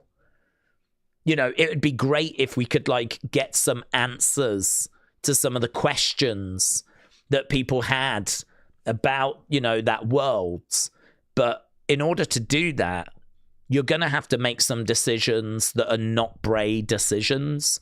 Because, unfortunately, I don't believe this to be a story that was written down. This is not like a series of books that we were working through. This was an ongoing narrative where Bray would have these characters that he could, you know, reference, and he could build into whatever story he was trying to tell. The downside of it is that, you know, I mean, there's one point where Bray dresses as Sister Abigail. And so you've got, like, all this backstory, all this narrative of, you know, kind of where she came from, who she was, the fact she was, you know, burnt in the compound fire by Randy. There is, like, a bit of a narrative and a bit of a backstory there to that world, which, you know, I think you run the risk, if you dig into it, of contradicting something, of taking it down a road that it shouldn't go down. And so then, you know, I think you don't want to ruin it. You don't want to be seen as, like, spoiling that world that Bray had created. So I do wonder if there's a bit of hesitancy to kind of go into that world for that reason. But the other thing is, if you use Bray as a character like that, and you reference, like, that you spoke to him and he said this and he said that, you might have some people just starting to comment about how that doesn't feel like something Bray would say, and, you know, would Bray be okay with being used in this way? You kind of feel like, because it's Bo, he probably would be, but if we're being honest, if it wasn't a family member, I think we would have concerns. You know, if this was a group that weren't related to Bray and they were saying that they were contacting Bray, I think that would hit very different, wouldn't it? So I suppose the point I'm making is that I think you've got to be really careful with that stuff, because there's a lot of people that have, like, a real bond with Bray, and I think that could be a bit of a rocky road. I think the way they use him is quite good right now, where it's like, you know, he just got referenced a little bit, like the words of the red, you know, he still speaks to me, but we don't really dig much further into that aspect. You know, I don't think it would be bad for Bo to say, I spoke with him. He told us, or he told me what we need to do now, right? We're going to execute his plan, his vision, or something along those lines. And you don't really dig into specifics. You just keep it big picture. And then, you know, that can kind of push the story. And everyone will know what you mean, but you're not really tying it down to anything more than that. And I certainly wouldn't be going further with, like, you know, having a vision of Bray or anything, because you could take it as far as you wanted. You know, you could do a fun house where there's, like, Bray appearing at the window and all this kind of stuff. I mean, maybe some of you would do that. I wouldn't. I would very much take the less is more approach when it comes to Bray. I think that there are other characters that have never existed, that have never been real people, that it doesn't really matter so much if you kind of make a few mistakes with them. You know, if you dig into the backstory of Ramblin' Rabbit and you make a few mistakes, or it falls a bit flat, then, you know, that's one thing. But I wouldn't want to be doing that with Bray. I think you got to be so careful with that stuff. So yeah, I think, but you are right that we could do with digging into the characters a little bit more. I am totally with you on that. And actually, it's funny. I got asked just on the member stream about, you know, if you could change a few things, what would you change? And one of the things that I mentioned was about character development. I don't think we do enough of it. I don't think we dig into characters enough, and not just the Wyatt Six, but really any of the characters. I mean, I remember when we had like Johnny Gargano, we had Candice in NXT, and we would go around their house, and we would be in their house, and, you know, we had these kind of Christmas get-togethers for the Way, and, you know, they were around their house, and, you know, you had Johnny and Candice doing fun little things. I can't remember what it was that they were doing, but they were sat at a table. I remember them doing a regular table segments in their house. And I remember their TV got broken. And I remember a new TV got dropped off, and it just had a note, and it was from Indy. And that is how, I don't know if that's exactly how Indy got brought into NXT, but that was her big push, basically. She kind of came in, you know, that's when she started hanging around with Candice and Johnny. And I remember it being like to do with their house and their TV getting broken and a new TV being dropped off. And this is all got nothing to do with the Performance Center. It's got nothing to do with the ring. It's got nothing to do with the backstage segment. But it's just the wrestlers a bit more in the real world, kind of going through some things. And you know, I would dig into that a little bit more. I think that stuff is, I think there's lots you could dig into there that we haven't really. Could you imagine, like, I don't know, something stupid, like you've got R-Truth in a shopping centre, and he's hanging out with flipping Tiffany Stratton, and they're shopping together, and R-Truth notices that someone that's been causing him problems is in the shopping mall as well, and he's trying to hide, and they're getting closer, and you could do like a fun little thing in there. I just think that would break up, not long, but like, you know, that would be a fun little comedy thing that would just kind of, you know, give us something to like laugh about, and it just gets us out of the arena rather than it being a ring or a corridor or, you know, a changing room. We actually, you know, get something a little bit different. And, you know, you get to see then wrestlers interact with each other and how they bounce off each other and what their relationships are like. So with that, you know that R-Truth is actually really good friends with Tiffany. They're hanging out with each other. He trusts her to not say anything because, oh my God, there's Gunther or something, you know, coming out of a watch shop. Gunther's been terrorizing R-Truth. R-Truth's having to hide behind a plant. You know, you could kind of just do some stuff, right? And I think like Tiffany going shopping makes a lot of sense. I don't know necessarily why R-Truth would be hanging out with her, but you know, I'm sure there could be a story there. But I think digging into relationships and how wrestlers interact with each other, that was the big success of the Bloodline. That's why the Bloodline worked. You know, they had great aura, but it was their relationships. It was the fact they were related and they were cousins. But it was like, you know, Sammy was coming in and Jay hated it at first. Jimmy was on board, but Jay was not on board. Jay didn't want Sammy in the Bloodline. And that was a big part of kind of the relationship. So Jimmy would be like doing all the hand gesture stuff, and then Sammy would go to do it with Jay, and Jay would just give him a dirty look. And, you know, it kind of fleshed the group out. It gave you an interesting dynamic, because all of a sudden now, if Sammy's got to tag out and there's only Jay to tag, is Jay going to take the tag?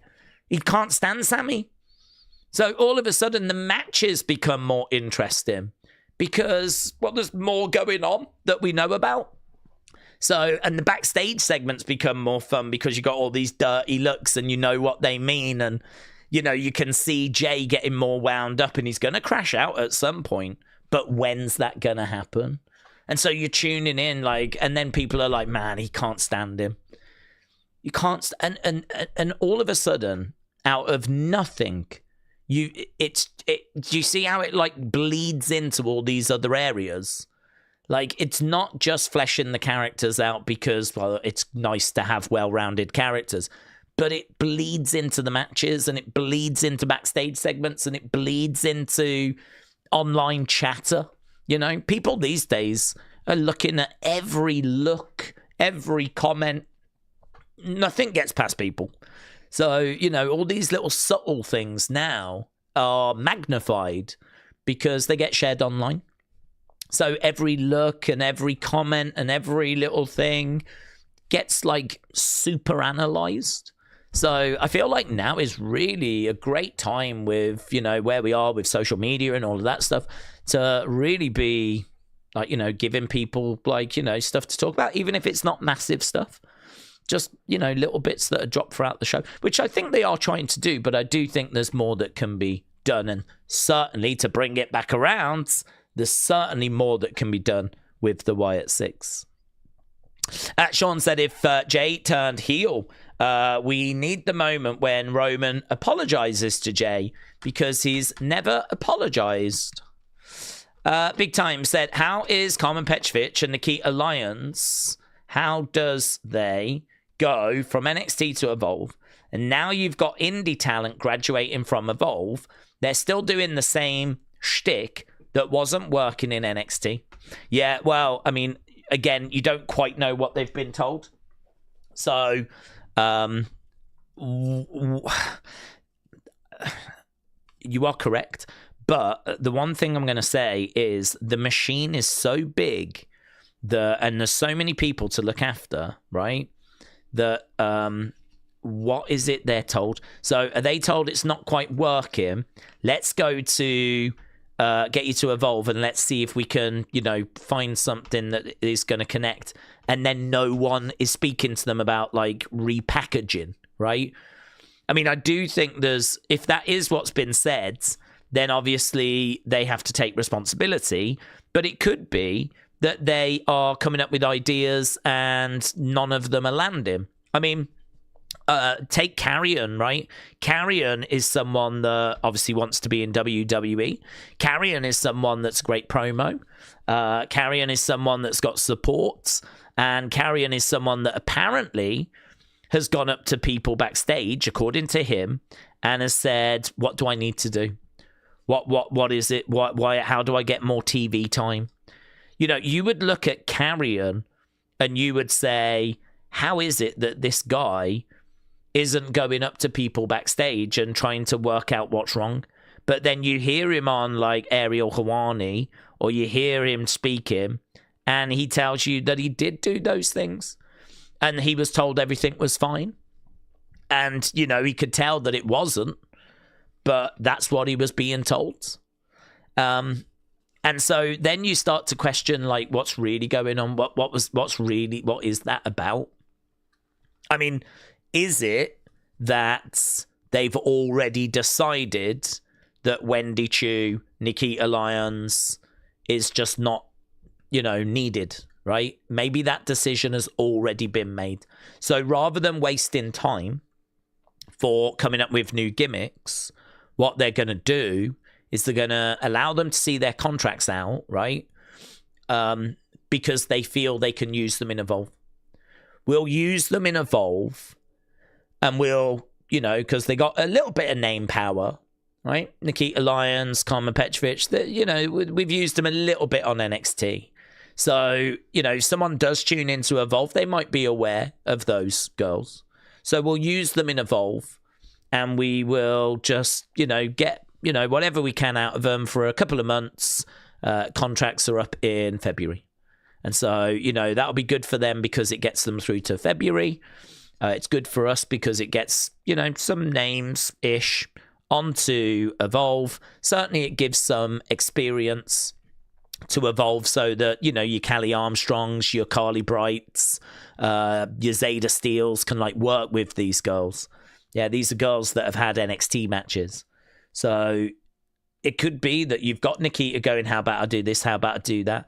And it could be that they're like, yeah, I'll pass that on. Yeah.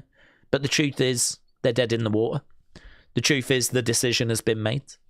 I'm not saying that's what's happened, but I'm just saying it's so hard to know what is happening behind the scenes. It's so hard to know, have they been told, yeah, we're going to use you here until Mania, and, you're going to be involved for the first part of 2026, but after Mania, we currently have a plan to bring you back to NXT. We don't need to change the gimmick. We're just going to really invest in it more. But we don't feel we can do that at the moment because it's so stacked. The women's division is so stacked. But we think after Mania, we should have some room for you. And so Nikita might be like, well, I've been told not to change anything. The plan is they're going to bring me back to NXT once this little evolve period is over. And so she just keeps doing what she's doing. I don't know that she has been told that it's not working and that you've got to repackage yourself. I mean, if she has been told that, you would think that she would do it. You would think that she would do exactly that, right? I mean, if you find yourself in Nikita's situation or Carmen's situation where you're told it's not working, we're going to send you to Evolve and you need to come up with a new gimmick, right? I mean, surely you would do that. Surely you would come up with a new gimmick. I mean, it could be that they're trying and it's not working, like it's not being accepted. It could be that. But I would not be shocked to find out that actually they've been told to wait, creative are coming up with something, and they're just waiting. They could still be feeding in ideas, but they could be doing that anyway, couldn't they? So this is where, it's kind of really hard to have those conversations because I don't know what's happening backstage. I don't know what they're being told. I don't know if they're close to being cut or if they're just there for a bit and they're going to go back to NXT. I know that it's not a great sign to go to Evolve. I can't see any way that that's a positive. Because if you're in Evolve, that basically means that they've got nothing for you in NXT, and that's not great, is it? So it's clearly a bad sign. It's clearly not a good sign. But is it that they've been told you're just there for a little bit and we're going to bring you up in a few months? Or, is it something other than that? Whatever happened to Chase U, said Sean. It's still going. The first kind of class disbanded, and then they've just kind of set up a new class now, but they're not investing in it the same way they were before. We were getting like classroom vignettes before. We're not doing that now. It does feel to me like Chase U has run its course, really. I mean, it's been going for a number of years, and I don't know really what else you can do with it at this stage. So I don't know what the future's going to hold for Andre Chase, because he doesn't feel to me like he's on the verge of getting called up. But then, who knows? WWE could always shock you and just call him up out of nowhere. I kind of feel like Kiana James got called up a bit out of nowhere. And so, I don't know, perhaps Andre Chase just gets called up. Because the truth is, not everyone is going to be a main event star. Someone like Andre Chase, you could have a load of new talent with him. You could do some classroom stuff on the main roster. There isn't like a Chase U. You've got Alpha Academy, but I mean, that's just dead in the water, isn't it? And they're not doing classes. So, there is nothing really like it on the main roster. So, I mean, you could take him, not as a wrestler, but someone that just wrestles every now and again. More of like a wrestling mentor, someone that's kind of a teacher, a cheerleader, someone that can be a tag partner, someone that, if he has a match, is probably going to be an enhancement talent. I mean, you could call him up in that regard, because not everyone needs to be Obafemi, but it doesn't feel like he's going up, to be honest, at the moment, and he's been in NXT a long time. So, yeah, it's just such a big machine. Such a big machine that they're having to, Shawn Michaels is having to look after all of these people. I think there are times where people fall through the cracks and where, you kind of aren't the priority And so they try to find something else for you. You know, you're not in the plans right now. Let's put you in Evolve. We'll bring you back when we need you. And it could be that. We would like to think that everyone has got a plan and all that kind of stuff. But I think the truth is, sometimes it's like, we don't have anything for you in NXT. Go to Evolve for a bit, you know, get some momentum, and, you know, we should be able to bring you back into the plans eventually. And of course, the truth is, you know, that might happen, but it also might not. And, you know, I don't know that they've been told to go to Evolve and change their characters. I don't know that there's new music ready for them or anything like that, you know. So, yeah, sometimes it's just there's so much going on. You could just fall through the cracks. Who misses Dakota Kai, says Keegan. I think it's hard to miss. I find it hard to miss people because there's just so many people around. Do you know what I mean? Like, we've got Sol Ruka right now. We've got Kendall Gray doing amazing work. Like, this is why it's just so hard when people leave, you know, to kind of... I feel a bit bad, honestly, because there's great wrestlers that you enjoy watching that leave. And then for me personally, I don't really keep up with them because, you know, once they're outside of WWE, as I said, my time is taken up with WWE. So it's like, Carrion, you know? I mean, I cannot give you a reason as to why Carrion should have been released. I feel like he should still be in WWE. And I feel sorry for him. I genuinely do. But it's like, I haven't watched any of his stuff outside of WWE because I just don't have the time to do that and keep up with him. Because the conveyor belt never ends. There's just more people constantly coming through. WWE has just got so much talent. It's hard. I mean, it's really, really hard. This is why if you're on the main roster and, you know, you're being used...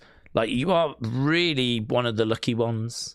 I mean, in many ways, you've won the lottery because there are so many that fall at the Evolve stage or the Performance Center stage, or they get to NXT and then they don't make it past NXT, or they might get called up and, you know, struggle to find their feet and then end up getting released.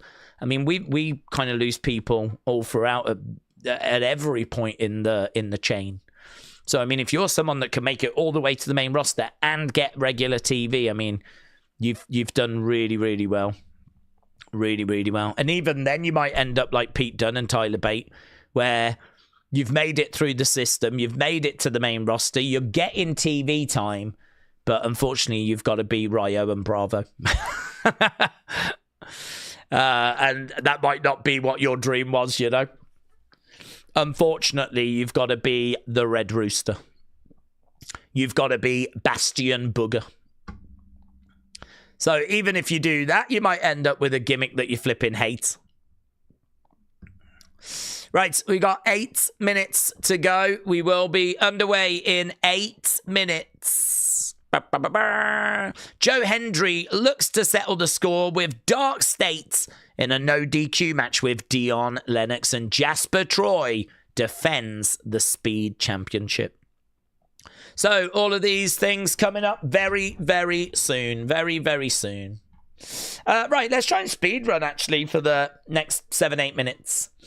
Keegan said, my girlfriend's got COVID, but she's doing well. She's quarantining herself. Keegan, I'm sorry to hear that, but... Big Time said, Daze, I think NXT being so stacked with great female talent that you could get pushed down the card with Kendall and Callie. You're only going to go lower. Wendy Chu has been there for 6 years. Yeah, wow. Yeah, true. Word Live Cena fan said, Daze, I got an advert on my Facebook for AEW coming to my city. For fun, I checked out their ticket prices, and they're just as much as WWE charge. Therefore, I'm just going to pay WWE prices. Yeah, I mean, to be honest, I know WWE get a bad rap for ticket prices, and they deserve it. But ticket prices for a lot of things are crazy these days. I mean, concerts, gigs, sporting events. I mean, there's been a big talking point about the ticket prices for the World Cup. coming up, and how extortionate those prices are. So, I mean, I just feel like I don't know why it's happened, but live events, sports, music, shows, theaters, wrestling. I mean, it all seems to have, just really gone up. And actually, that's WWE's defense. Whenever they talk about ticket prices, they tend to say we're in line with the market. So I can't say I'm too surprised by that. Uncle Revel said Nita Nitro and Uncle Revel tomorrow on Wrestle Feuds. Looking forward. It's going to be good. I'm really looking forward to it. Mystic Mist said Ludwig, Pete Dunne, Tyler Bate as a European group of some sort would be cool. I'm not a fan of what they're doing with them right now. I mean, I agree. What I would say is I think it's their job to just try their best to make it work. Whether you can do that or not is debatable. But I did enjoy seeing Tyler Bate as Bravo trying to kind of, throw in some mannerisms, and, he was coming down and touching everyone's hand. And I mean, I quite like the performative side of wrestling. I think I would have been a big Gorgeous George fan back in the day. Gorgeous George at that time, you had a lot of big beefy guys, big guys, hard guys around. And then you'd have Gorgeous George coming down, kind of swanning his way down. He had his hair all permed. He'd be like spraying perfume as he came down. And people hated him.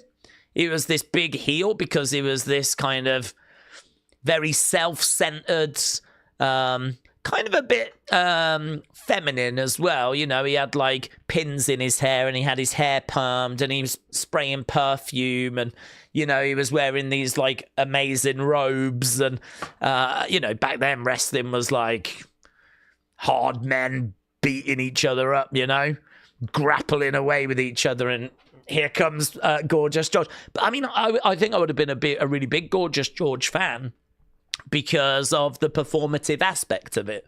I think I would have found him really entertaining. And actually a lot of people, I don't know if they found him entertaining per se, but they certainly found him engaging. He was one of wrestling's biggest stars in that time period. So, that kind of performance, I think, I'd like to see them just go for it. This is the gimmick they've got. It might not be the gimmick they want. This is the gimmick they've got. Rather than just sort of coming down to the ring and being mopey about it, like, try your best to, get some mannerisms going. You've got to give that to Ludwig. I mean, Ludwig, I believe, is the one that came up with that hand gesture. I don't know if you saw, but he was applauding like that at ringsides. And again, these are nothing things, but they're just little elements that just people can join in with, You could imagine Ryo, Bravo doing something good and everyone standing up going like this, It's just little fun things like that I think could help. But, look, whether it's going to work or not, I've got absolutely no idea. I'd much rather that we have Pete Dunne as the bruiserweight, Tyler Bate as, that kind of big, strong boy. And, as you say, we lean into like a credible European faction, but that's just not where they are at the moment. But I will have praise for Tyler Bate, like trying a few things to see if he can get anything out of this gimmick. Cameron Wrestling says, I wonder what they'll do with the NXT Championship. Well, we're going to find out, but we are going to find out. I don't mind what they do. I mean, a tournament would be great. I think that's what I would lean towards. Something that could really show off the talent that we've got left. We've lost a lot of people, but we've got some good talent around.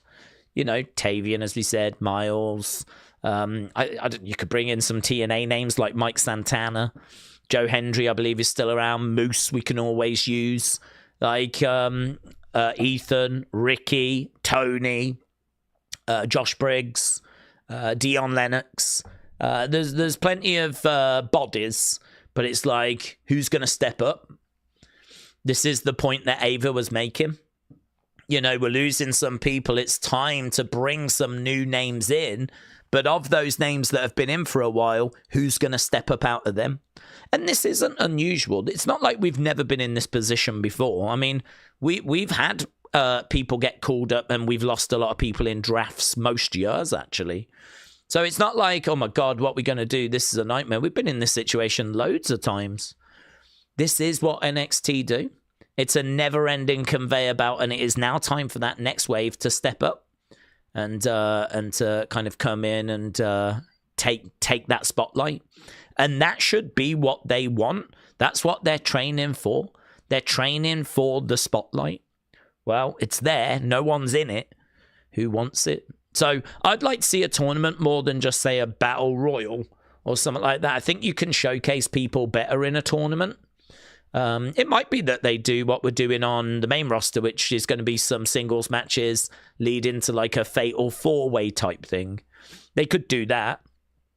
But just something that's going to showcase as much talent as possible. That's what I'd like to see. Right, let's see what they've got lined up. So the show is beginning. Been a while since I've been on here. Happy New Year. James, shout out to you. Happy New Year to you. Kapata says, a giant game of Duck Duck Goose with the whole male roster. Let's go. Musical chairs. Pass the parcel. And the prize in the middle is the championship. You're right. All of these are great suggestions. Okay, we are looking at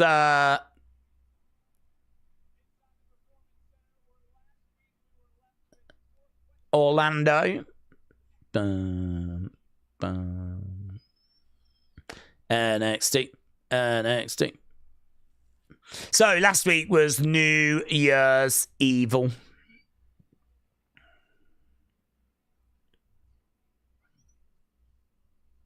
So we've just got a recap of New Year's Evil at the moment. So we're just waiting for things to kind of kick off and get going. Should have been on the road for this, says Shining Wizards.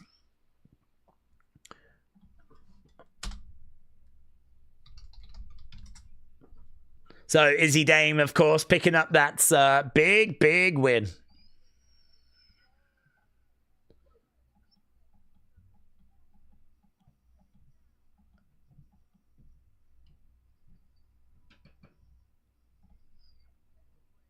Oh, what a match that was. Did you hear Dave Meltzer saying whatever Tony is thinking of doing right now, one thing he should do is he should go up to Kendall Gray and he should offer her 10 times the money that she is making right now in NXT. Offer her 10 times the money. He is a really big fan of her work. Which I agree with. I'm a massive fan of her work as well.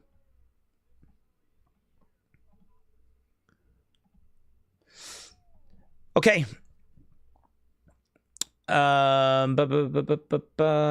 It's a real chainsaw. Cry me a river, says Glockness. She did run out with a real chainsaw. Okay, so we've got to the main event now. They're showing us Obafemi. There he is with Leon managing to pick up the victory.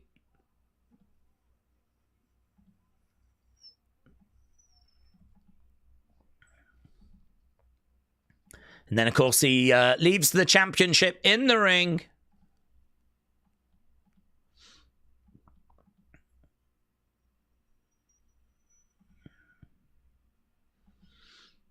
Okay, and we're starting with the championship in the ring.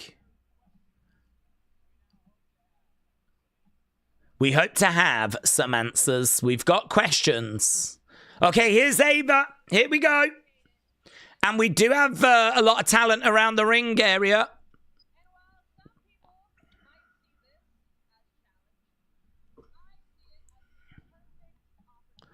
I see this as the perfect opportunity.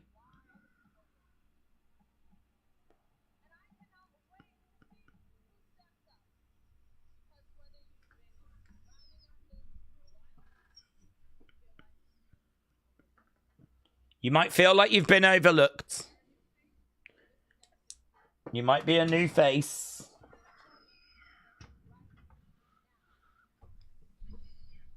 Okay, Ricky coming out. She hasn't actually said what we're doing. She just said that you might have been here for a while or you might be a new face, but there's no better moment than now. And here's Ricky. Bum, bum, bum, bum.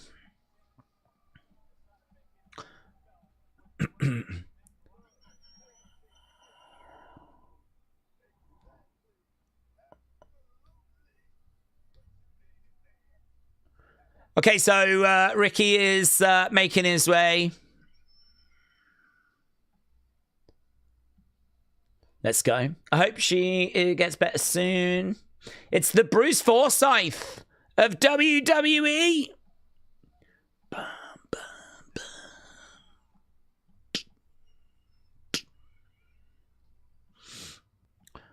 Okay, so Rick is in the ring. I just want to say thank you all.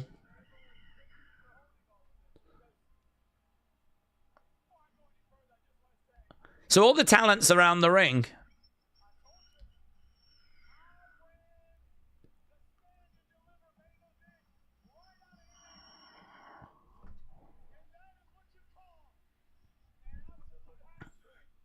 Okay, so Ricky said that he ran over out of NXT.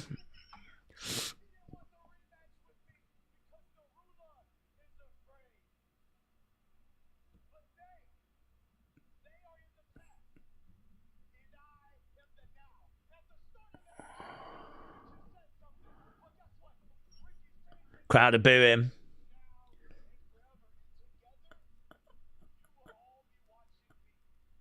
You're all going to be watching me from now on.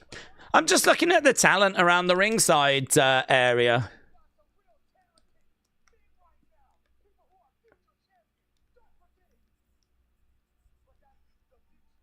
Joe Hendry's out there.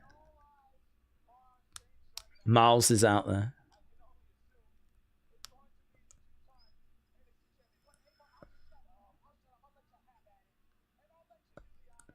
I'm surprised that Ava just let him talk that long, honestly.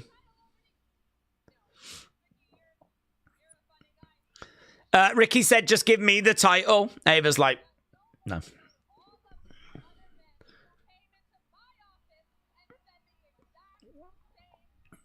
Okay, here we go.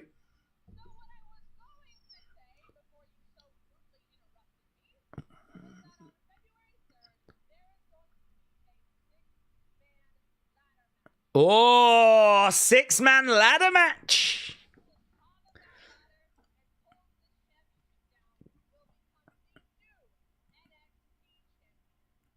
Oh, look, Ricky can't believe it.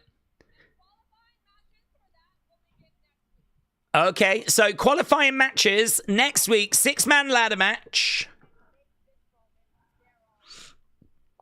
That's going to be so much fun.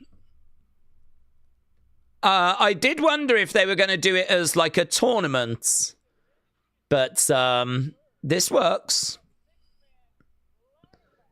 There we go. Ava puts the belts on the belt holder. That gets raised. Joe Hendry gets in. Dion Lennox gets in. And we've got a big brawl. Big brawl underway on NXT. So a big announcement followed by a big brawl. Who are the 6 gonna be?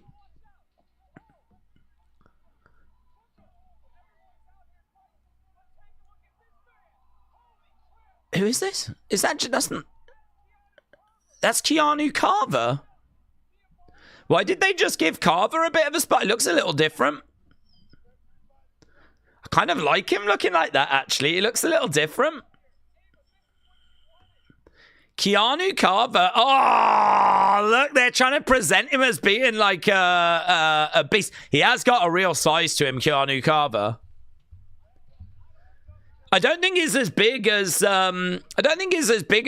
Jasper Troy, though. Bang! We just got a powerbomb through the commentary table. The beatdown has been quite fun, actually. I did not recognize that as Keanu Carver, you know. We've seen him quite a lot in Evolve. Is someone you see in Evolve quite a bit, but I think this feels like an arrival. You can, now that he's got his hair out, you can see that it's him. Perhaps many of you could see anyway. I couldn't. Now that he's got his hair out, you can see.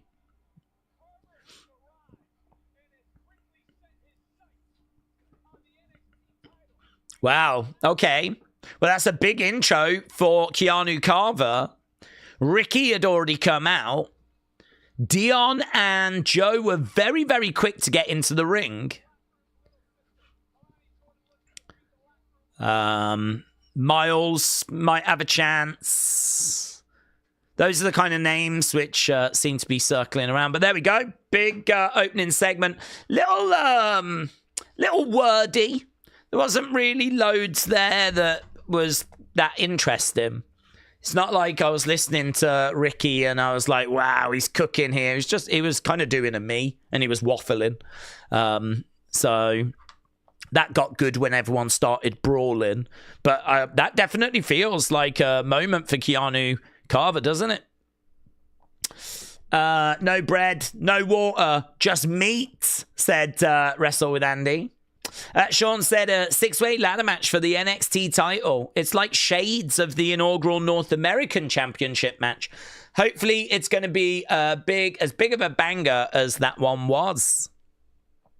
I like the fact that we've got qualifying matches for it. I mean, that means that we can have 12 people that are going to be showcased. 12 people, 6 winners, and those 6 winners go into that ladder match. I mean, that's going to show off the division well, isn't it? 12 guys battling to try and get into the ladder match, and then 6 get showcased in the ladder match. The only thing about a ladder match is that I don't know that that necessarily goes to the most deserving person. Of course, WWE will put it on the person they want, so it doesn't really matter. But it's not like a one-on-one match where you're trying to get the win. Like, there's obviously a lot of kind of luck that goes into a ladder match because of the fact that you can get ganged up on. I mean, you could be the best person in that match. The other 5 people could gang up on you. And, you know, all of a sudden you're not going to win the match. So that's the only thing I would say is I think a way of crowning someone the champ, it's fine. It'll be fun. But I think the credibility for that person being champion is going to come from the wins that follow, because those singles victories afterwards are going to be what kind of prove that that person was the right person. I always think there's a little bit of fortune that goes into winning a ladder match. But as I said, WWE are going to clearly book the person they want to win it to be the person that ends up winning it. Unless you don't, and you actually give it to someone that, you know, is maybe your second choice, so that your first choice can beat them afterwards. But that's a little bit too far down the rabbit hole. Right, we are at commercial break, if you wondered. Jared said, I'm not going to lie, I thought it was Oba. Billy Rock, shout out to you. Yeah, I didn't recognise who it was. I didn't think it was Oba. Part of me wondered if it was Jasper Troy, but we had just... in my head, I was like, I've just seen Jasper Troy. I'm sure I've just seen Jasper Troy. So I was like, oh, I don't know. I was a bit confused. And without seeing the hair, I genuinely didn't know that it was Keanu Carver. But yeah, I because of how they've just presented him, I would expect him to make that final 6. And blimey, now we're back already. We're back from commercial break. Right, we've got Ava backstage. Oh, Tony in the background. Izzi and Blake. They're going to be coming up. So we're going to our first match.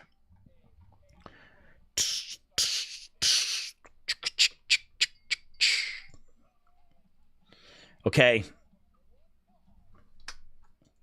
Kelani versus Lola. This should be good. The women's division is still so deep. Tatum.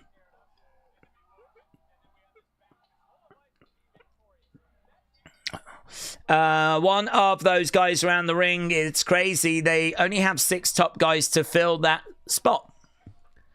They have got to change Kelani's music. It's not very heelish, in my opinion, said Dominic. Sean said, I'm going to say that Ethan, Ricky, Joe Hendry, and Tony are going to be 4 of the 6. I think there'll be 2 wild card guys, possibly Carter with what just happened. Yeah, I can agree with you on that. I can agree with you on that.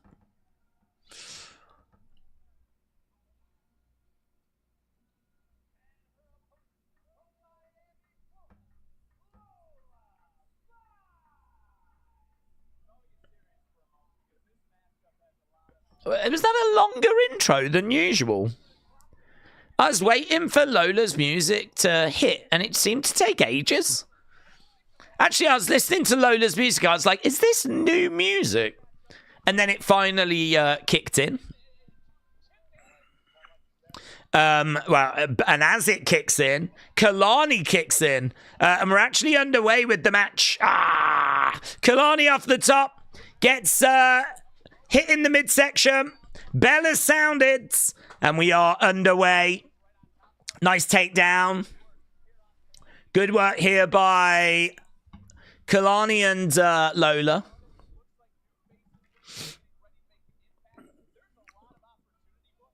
Okay, there was a slight Lola chant, but it didn't really break into much. Lola off that middle rope takes Kelani over.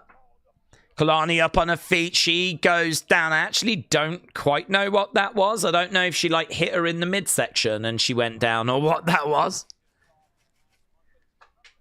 Kelani just seemed to like, I don't know. I'd need to see a replay of that. It was probably just a bad angle. It was probably perfectly fine.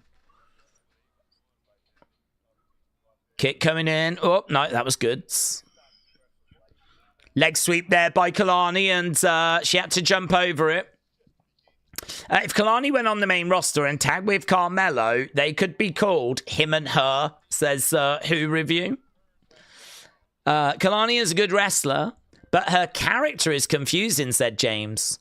Her character feels like one of those people that tries to act tough when they aren't. Back elbow.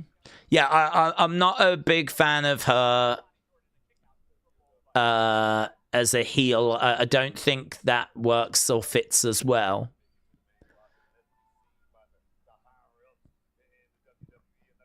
I think she is just a nice person, isn't she? To be honest, I agree. Tracy, shout out to you. Hope you're well. Where is Jada?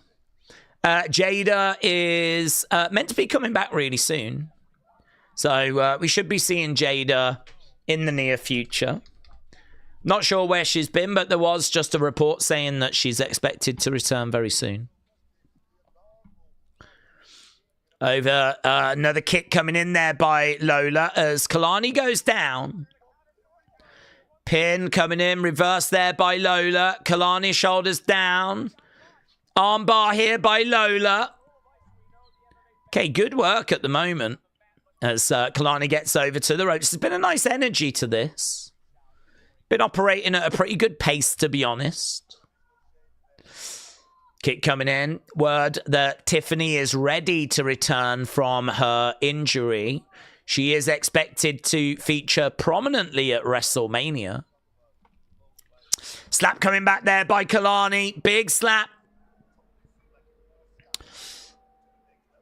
Lola charging in as Kelani gets to the outsides. Kelani gets back. Oh, went for a big stomp.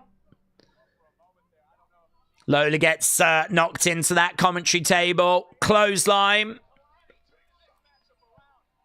Clothesline by Lola.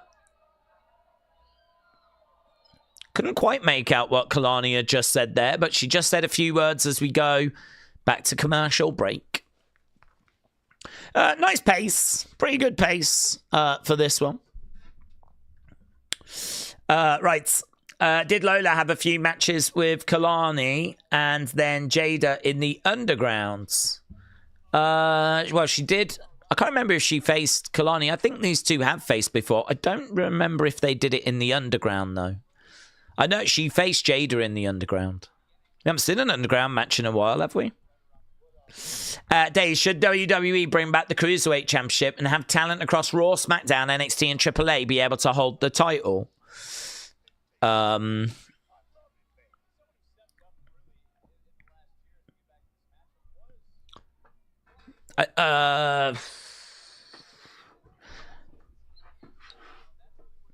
of split on that, to be honest.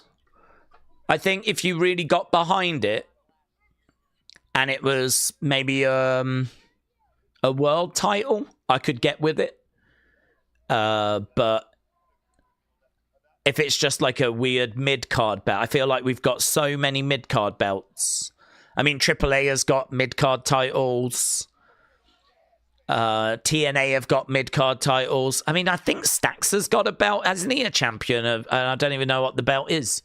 Some TNA mid-card belt. And I don't even know what that is.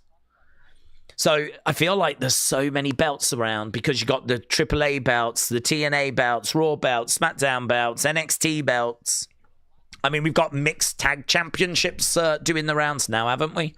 Because of AAA. So we are using other promotions' belts in WWE, which just means that just feels like everyone's got a flipping belt these days. So I don't know that we need to introduce another one. Because if it's just a mid-card belt that's just going to float around, I'm not sold on it. I think we've got a lot of belts. But I've always argued for a need for there to be a world title for people under a certain weight that's open to anyone that's under that weight. I wouldn't necessarily be against that, but I don't see WWE doing it, to be honest. Okay, we've got like a Three Amigos underway here by Kelani. Nice suplex there by Lola. Alex said, I absolutely love 205. Rated Zombie said, do we remember Raw Underground in 2020? It was a cool concept. I thought it could have been better utilized. Well, they took it and they used it for NXT. We've done a couple of Underground matches in NXT. So no ropes. Kind of like you got to knock your opponent out. So yeah, we kind of continued it in NXT, and we've done a few Underground matches in NXT. It's been a little while since we've seen one. I think we did do one last year.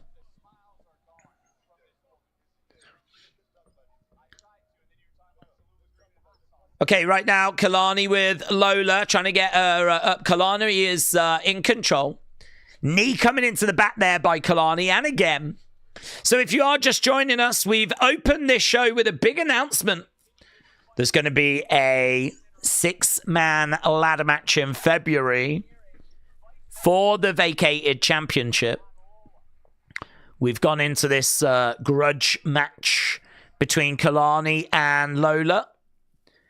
Crowd are applauding away as Lola tries to break out of this hold, and she does. Kick coming into the midsection. Duck underneath there by Lola. Over the other side, Lola picking up some speed. Oh! They both collide into each other and both go down. Lola down. Kelani down. Look at that. Boom! I love it when they do those spots. I love it when they go against the ropes and crossbody each other. One of my absolute favourite female spots ever was Rhea and Bianca. I want to say it was like the 2021 Rumble. And they went against the ropes. They charged at each other and kind of did a bit of a Matrix, hurled at each other and swung around in the air, came crashing down. It was like they'd thrown everything at each other. The only thing they could do was like just launch at each other.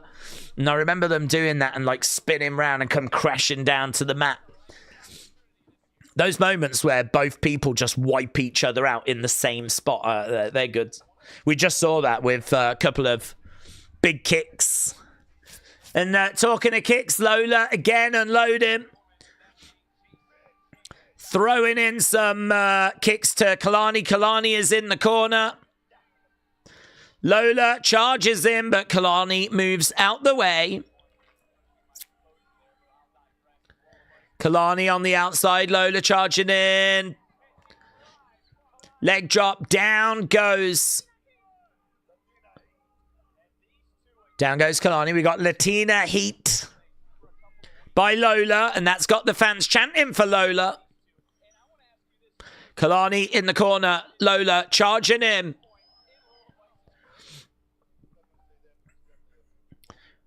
Lola with Kelani. We got a headlock in. Elbows coming in there by Kelani. No jaw. Ooh, ooh. Oh, grab the leg. Ah, oh, that's nice. That's nice. Sleeper hold is in. It's very like Gunther, John Cena. Kelani is down. She manages to get out of it. John couldn't get out of it, but Kelani gets out of it. Saying that, though, I don't think Lola's quite the same level as Gunther. Nice kick there by Kelani. Kelani trying to get back up to her feet. Just going over to the corner. Lola is still down. Kelani is going up. She's perched. Yeah, lovely frog splash. 1, 2. Kick out there by Lola. That was a great frog splash by Kelani. Yeah, it's pretty fun, honestly. Lola showing off her kicks, showing off her aggression. Kelani showing off her agility. Split leg moonsault into a triangle. So Kelani in trouble here. She is by the ropes, but I don't know if she's going to get to the ropes. Lola on top of Kelani. These two down on the ground. That's nice. I mean, it really looks in. I'm not a big fan of wrestlers constantly finding their way out of these kind of submission holds when they're in. I mean, they look really good. That looked really good. It looked really in. And like, Kelani just finds a way out. That's not a criticism of this match. That's just wrestling in general.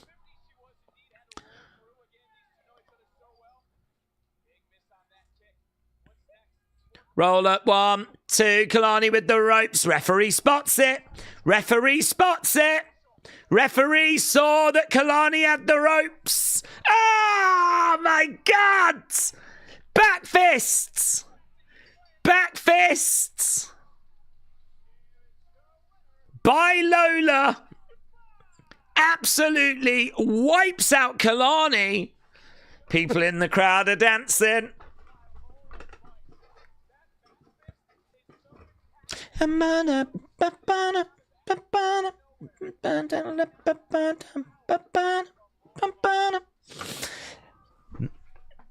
That back fist was beautiful. Some of the striking, I mean, Lola's striking has never been questioned.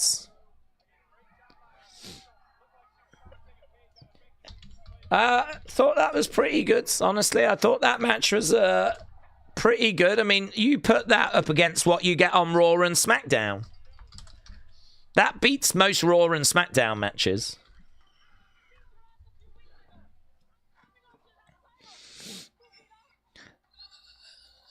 Lola says, I'm coming after that title.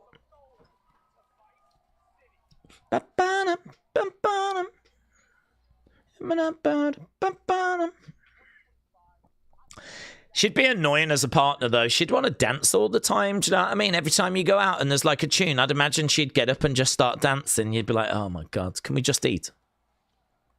I've got to do this all the time.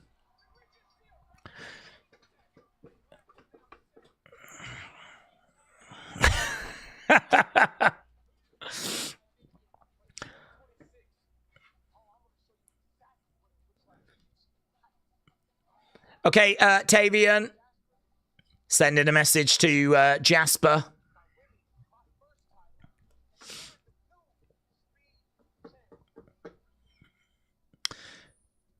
Obviously, Speed Championship on the line. It's going to be a 5-minute match. I mean, that is the good thing about these matches, is that they don't stay around long enough to offend.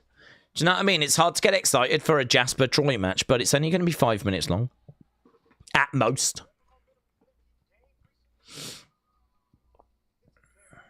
It probably works well, the Speed Championship in NXT, because there's a lot of talent that don't really need long matches. You know, they're just starting out. They just need quick little showcase matches.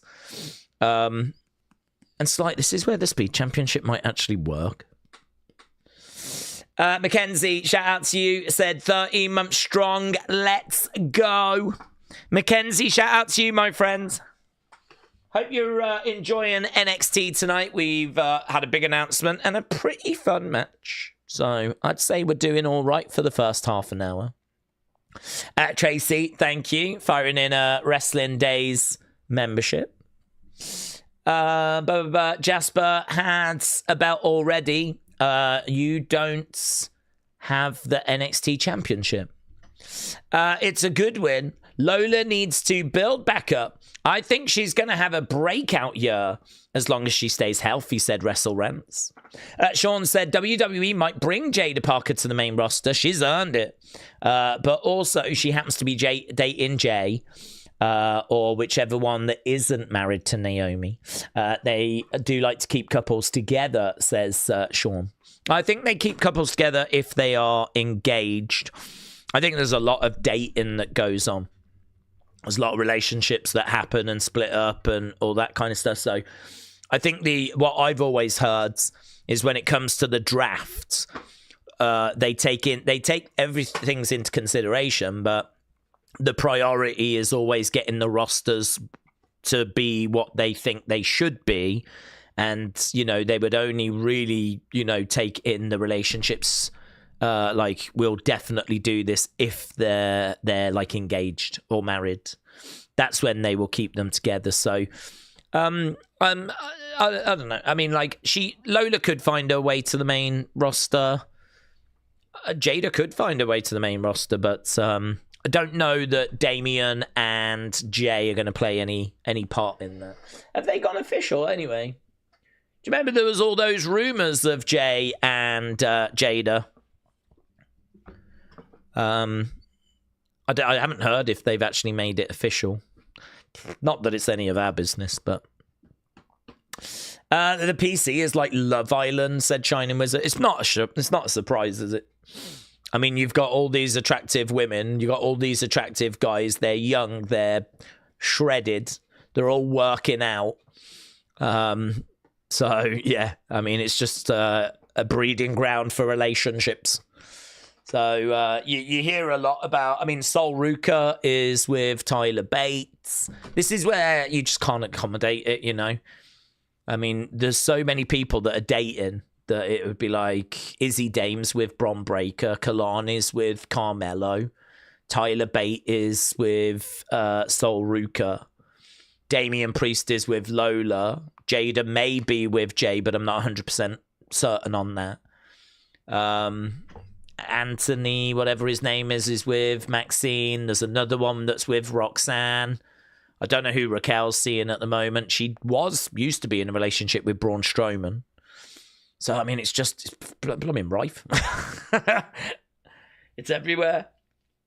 Cora Jade was going out with Bron Breakker for a short time, wasn't she? They were a thing. Crazy to see where they've both ended up now. Miles Bourne and Stephanie Vicaire. Yeah, that's a good one. You're correct. Stacks and Ariana. Yeah, it's crazy, isn't it, when you actually sit down and go through the whole list? It's crazy. Roxanne is with Drake Moreau. Stephanie is with someone. Miles. Brony said there's been multiple photos of them hanging around. Jada putting her hand on Jay's thigh. Yeah, we saw that one. You couldn't quite make out 100% if it was them, but there was a lot of chatter. The word on the street was that Jay's marriage had come to an end. Whether that's true or not, again, I don't know. I don't really like speculating on it because this is where, immediately my brain goes, this has got nothing to do with you. So I don't really like to speculate too much on that kind of stuff. I just hope everyone's happy. That's all. I just hope everyone is happy. Okay, here we go then. We're done with our first match. Time for the Speed Championship. Jasper versus Tavi. I can't remember if it's Tavion or Tavian. Jared said, me and Daze used to date, but he prefers streaming. It is true. I will always put the community first.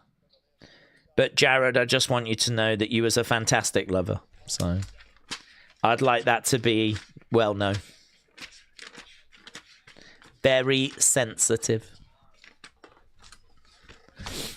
Okay, we are well underway with this one. Tavion in control. Right now, this is professional wrestling, sir. Booker really enjoying what he's seeing from Tavion. Jasper colliding into Tavion. Big splash there by the big man. And another one as well, like he's really laying this in. Okay, great 55. Great 55 for that first match. I don't think that's unfair. It was very close between slipping into good, but you lot came through and said it was great. Right now, we've got the big man coming over, Jasper, throwing in a shot there to the midsection to Tavion. Big splash by Jasper. He doesn't move that well, Jasper.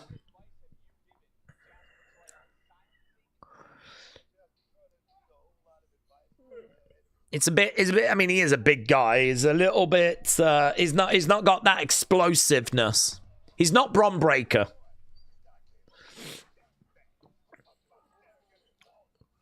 Down goes Tavion. Jasper going for the cover to kind of a kick out, but not really loads to it. We're a couple of minutes into this. Backstage is that Shiloh. Oh, yeah. The International Championship. So, Stacks is going to defend that against Shiloh. The International Championship. It's a TNA belt. Elbow coming in by the big man. Jasper with a kick to the midsection. We are about to go into the final couple of minutes. That's when all the lights are going to change and it gets really exciting. Right now, it's just been normal. It's about to go yellow and amber. It's going to be so good. Oh, my God, look at that. It's got like orange.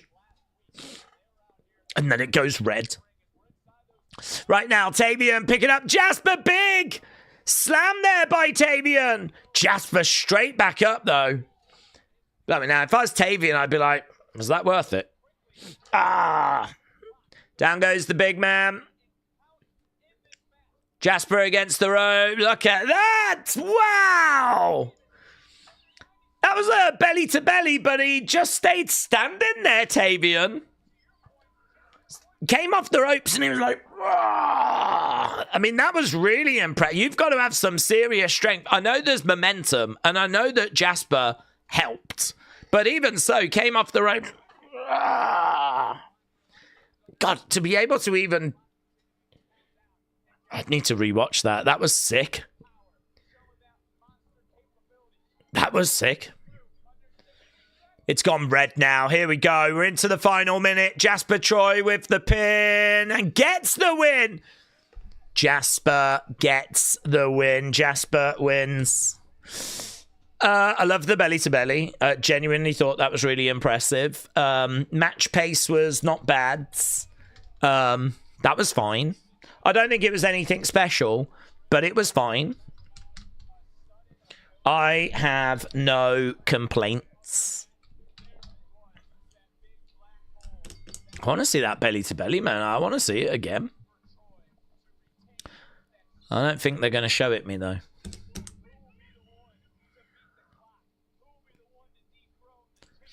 Tavion, not your day today.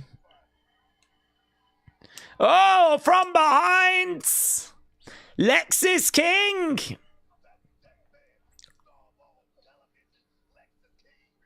Ah!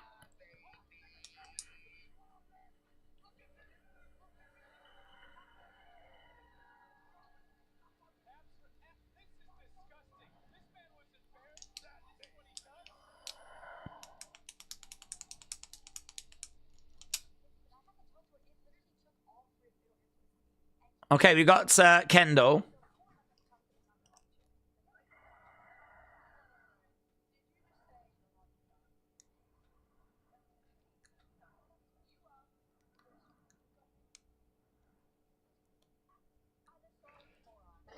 Okay.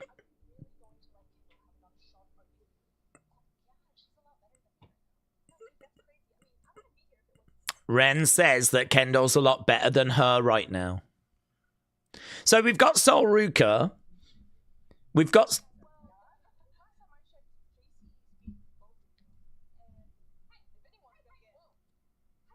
Here's JC.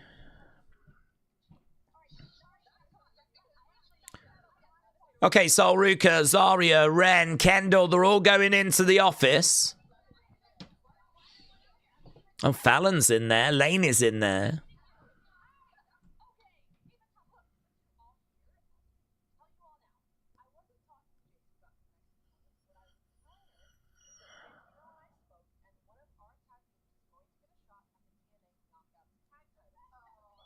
Okay.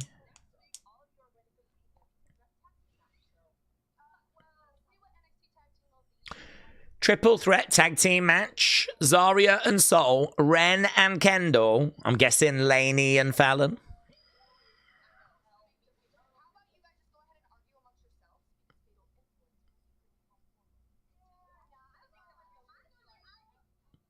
Okay. I kind of like that transition. I like how they were talking outside the office and then we followed them in and then we got the announcement from Ava. We don't normally do that. But that was quite nice. Okay, I am enjoying this show. The announcement was good. The first match was good. Jasper, Tavion did not offend. And then we just got quite an interesting little segment there. So we're going to have a women's tag team going after the Knockouts Championship tag titles. I don't know who's got those at the moment. Is it like the House of Elegance, maybe? No, I don't know. But either way, I wonder who will get that. I wonder who they'll go with. They could go with any of them teams. It could be Sol and Zarya. It could be Ren and Kendall. It could be Fatal Influence to try and bring some extra gold to that group. So I think all of them have got a chance. I'm not down on that. I'm also not down on King Yeti firing in some Wrestling Daze gifted memberships. Appreciate it, my friends. King Yeti's so supportive. And I can see some people that have benefited there. Thanks to King Yeti's generosity. So, King, I hope you're doing well, King. Shout out to you, my friends. Right. What did Kendall and Ren say their tag name is? Oh, I didn't hear them say a tag name. I saw them do the pose. The Ren QCC pose. I mean, did they say Ren QCC? It's really aggravating. I am so ready to see a Zarya run. Soul should be getting called up any day at this point.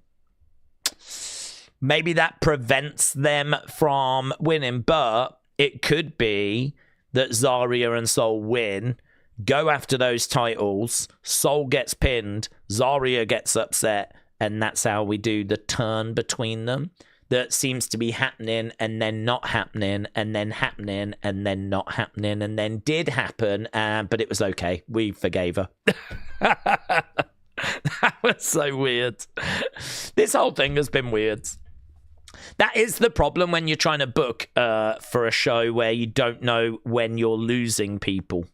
You know, the sad truth is the main roster is going to take people as and when it feels like it needs them due to injuries and, you know, kind of what's going on with the roster, people kind of cooling off, whatever. So, you know, the main roster don't really know exactly when they're going to be calling people up and who they're going to be calling. So it means there does need to be some fluidity and flexibility with NXT. And maybe this story has just been a bit of a victim of that. I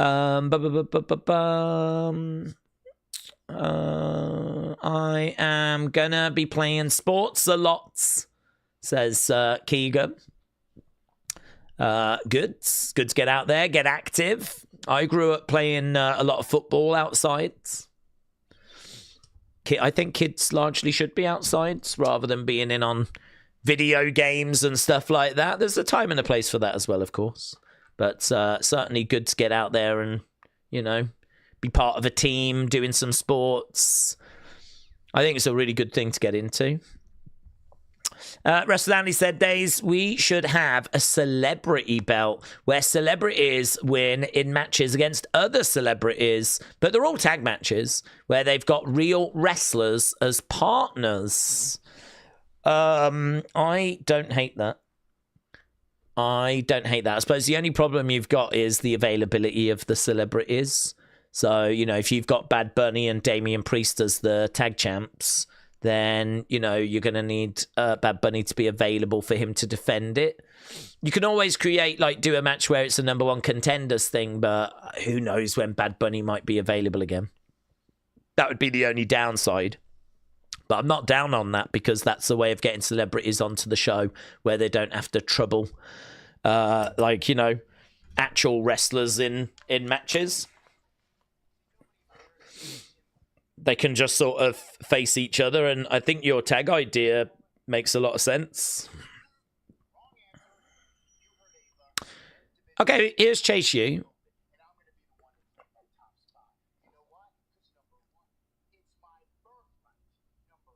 Lexis King said it's his birthright to be the champ. Here's Stacks.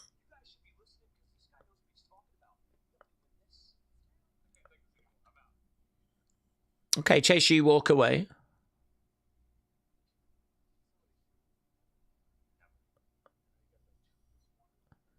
Is that Miles in the background? Looks like Miles.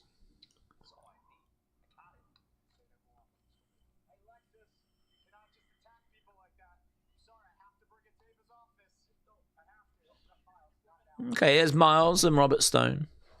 Oh. I'm telling you.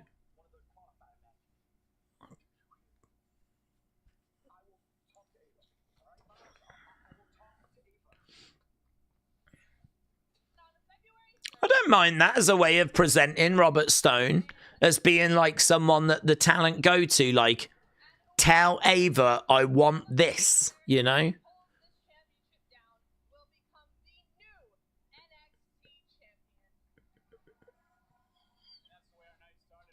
So Miles just went up to him and was like making it very, very clear, I want in one of those qualifying matches.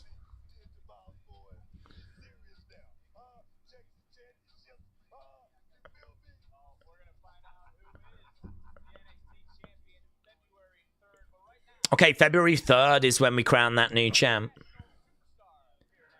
Is that just on a normal NXT? Oh, yeah, this guy. There's a Frenchman on the way.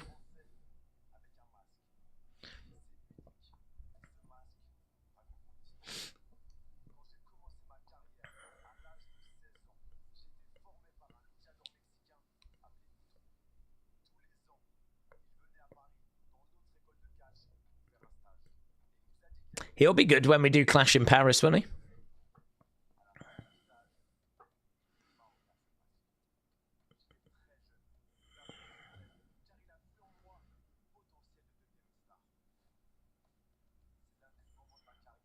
Well, they're really bigging up this guy because we saw the vignette for him last week. There's footage of him here from when he's competed in AAA. Fleo Lafleur.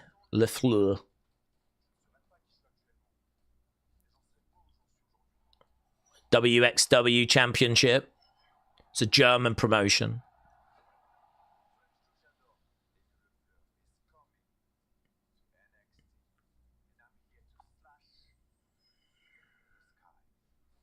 He's going to what? Slash the sky?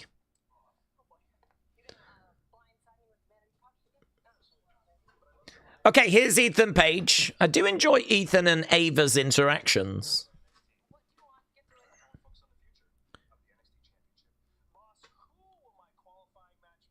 Who's my qualifying match against?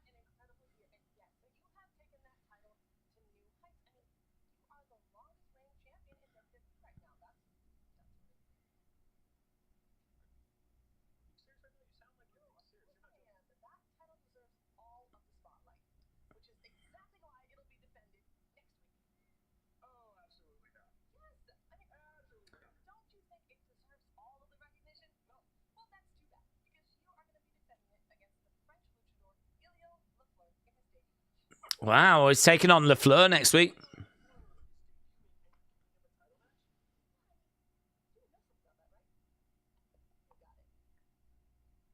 Jesus Christ.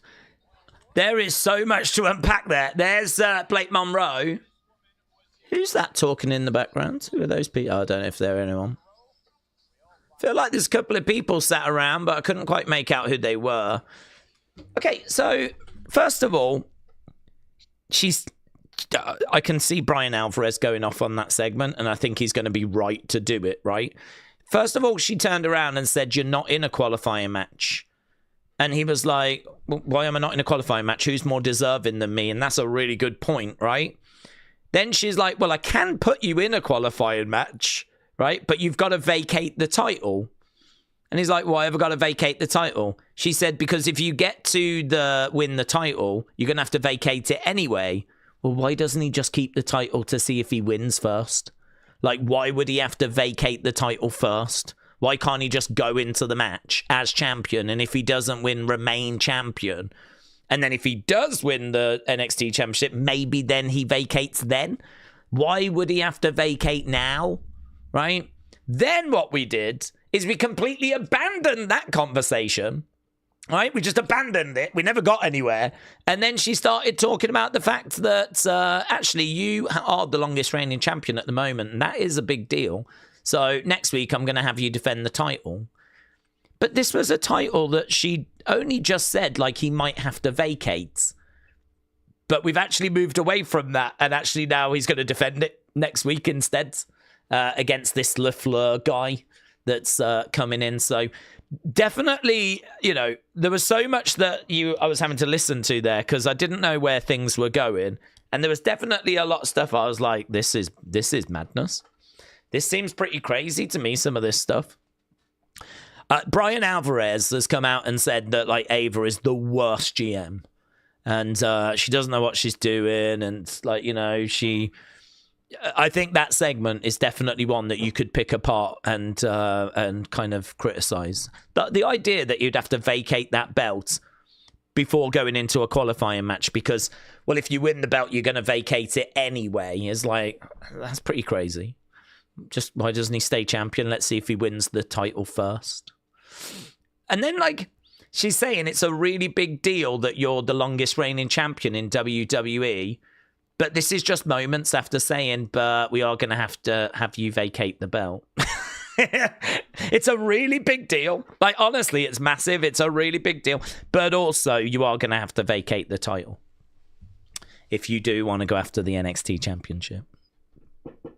I mean, we've had... Why wasn't... I'm trying to remember. Did Stephanie have to vacate? Or did she choose to vacate? Because she had 2 belts, didn't she? So I don't know if we even done that before where you have to vacate. Or is that another thing we can pick her up on?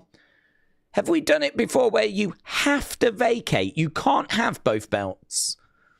I'm trying to think back to what Stephanie did. I think she did defend both, didn't she? Didn't she want to be a fighting champion and she wanted to defend both? And that was only at the start of 2025. And then ultimately she decided like it was a bit too much. And so she decided to vacate. But I don't think she was forced into vacating. So that might be something else that we can have a little grumble about. There was a lot going on in that couple of minutes between Ethan Page and Ava, honestly. Right, we need to end this poll, and we need to go down because we need to record the score, and we need to give Blake Monroe our full attention. That's what we need to do. We're back from adverts, said Edward. Yes, we was just at adverts there. Blake Monroe is here, and she is in black. She's all in black. She's in mourning, probably. She doesn't look like she's in mourning.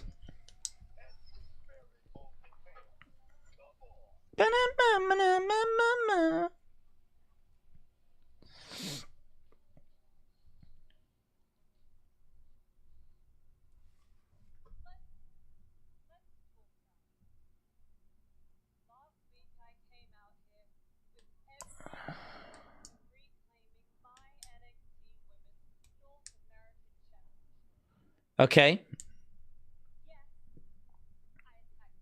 Yes, I attacked Thea Hale. But so what?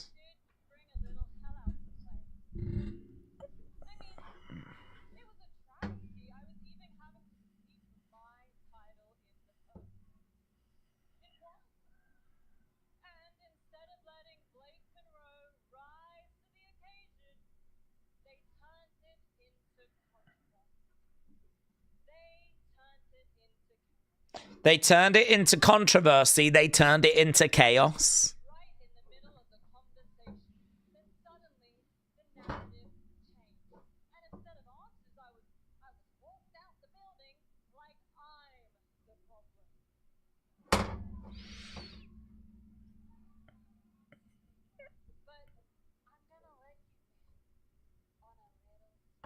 I'm going to let you in on a secret.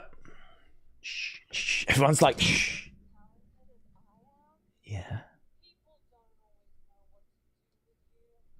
When you're as talented as I am, people don't always know what to do with you. God, ain't that true?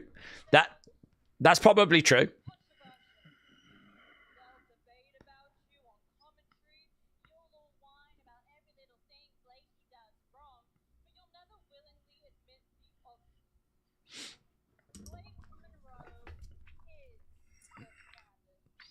Blake Monroe is the standards.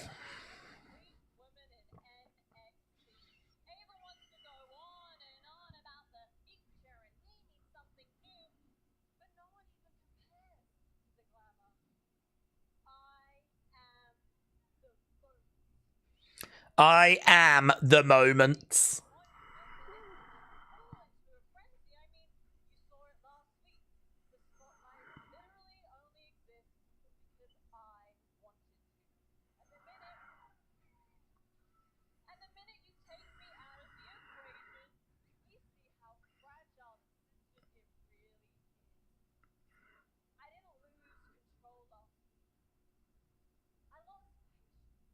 I didn't lose control, but I did lose patience.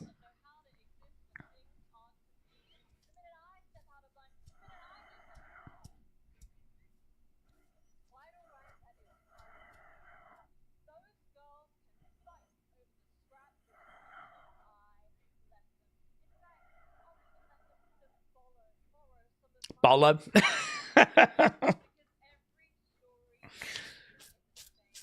I'll even let them bolo my championship.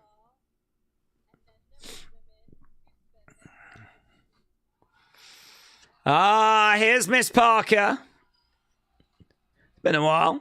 How you doing, mate? Jada Parker. Jada Parker. Jada Parker. Shucky ducky quack quack.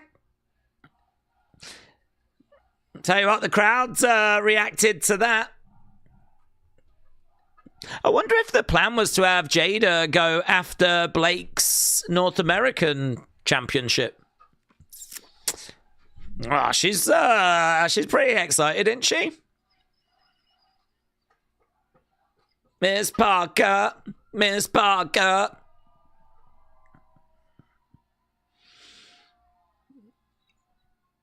Miss Uso, Miss Uso. It's a great reaction for her, you know. Tell you what, there's some real passionate support for Jada in the crowds.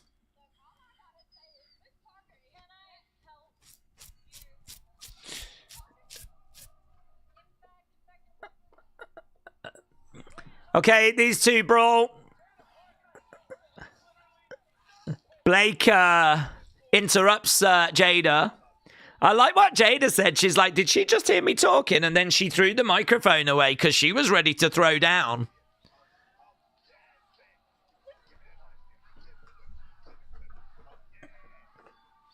I'm back. I don't even know how long she's been gone, to be honest with you. I mean, it's lovely to see her.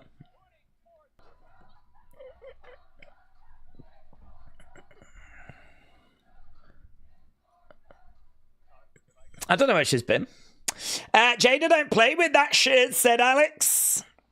They need to stop treating Blake like poop, says Robbie. Right, we're an hour into the show. Very entertained. Another good segment.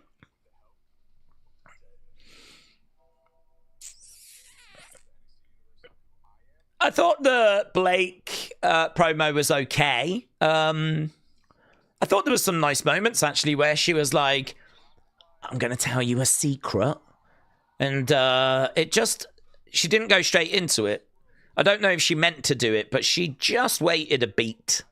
And that just allowed the crowd to go, shh, shh, like this, which is kind of, and that drew them in. And then, you know, she needed a good line, and thankfully she had one.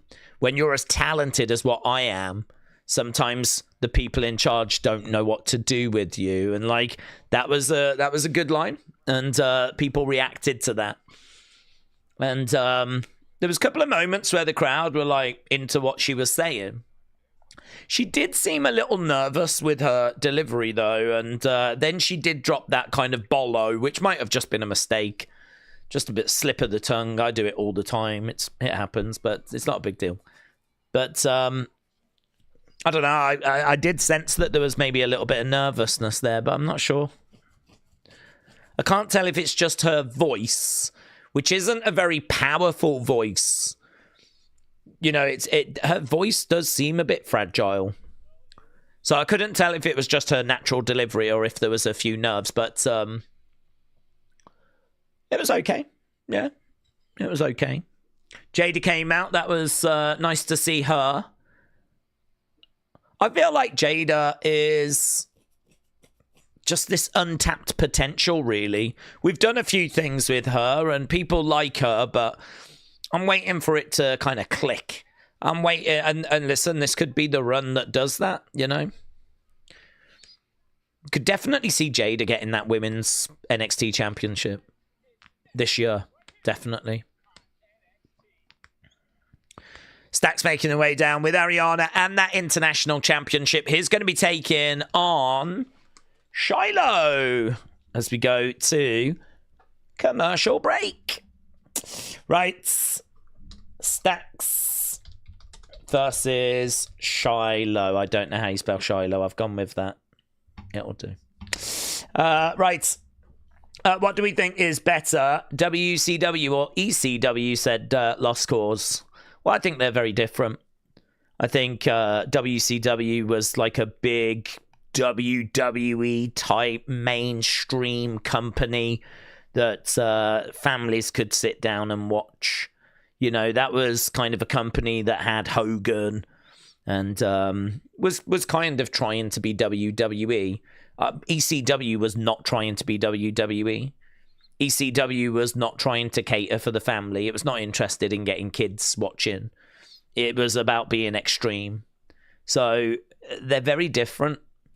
It's a little bit like saying, do you rather have pop music or would you rather have metal? I kind of feel like WCW was closer to being pop, and I feel like ECW was closer to being metal. So, which do you prefer? I think there was a place for both of them, actually. WWE is obviously my preference, but I think it brought out the best in WWE, having WCW around as competition. It meant that there was a real fight, and it meant that WWE had to raise its game, and of course out of that comes the Attitude Era, comes Stone Cold and The Rock and Triple H, and all of that good stuff comes out of the Monday Night War. And then ECW is just this kind of side creature that was kind of scooping up the hardcore fans, catering for a fan base that really was not getting their needs satisfied by WCW or WWE. So, yeah, I mean, I feel like there's room for both. I don't think you necessarily have to choose one. I think there was a place for both. Going back to Jada. Okay. Theodora, shout out to you. I wish that she would change her Fisher. The Hypnotic is... Oh, a finisher. The Hypnotic is cool, but I wish that she would change it to something better. She's a good wrestler, but she's got a weird finish, says Theodorus. Thank you, Butts.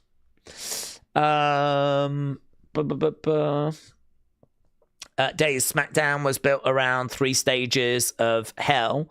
It went under 1 million again with 990,000. 3 hours with big data is a tough one. Yeah, it's gonna be a tough one. Yeah. Sean said, "Here's a fun fact: if I had not been for my grandmother talking some sense into my mother, I was going to be named Shiloh." Oh, fun.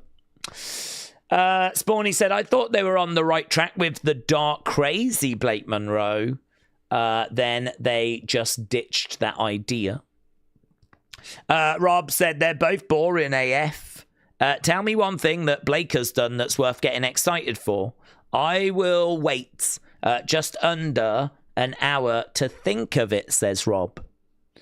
Shining Wizard said, "Who have we got winning this one?" Well, I think I would go with Stacks, just because Shiloh's only just started. I don't think he necessarily needs to pick up a title belt so soon. So I kind of feel like you can keep the belt on Stacks with a bit of cheating.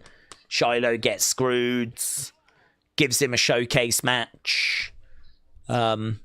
I don't know what you would do with Stacks and Ariana if you kind of took the belt off them.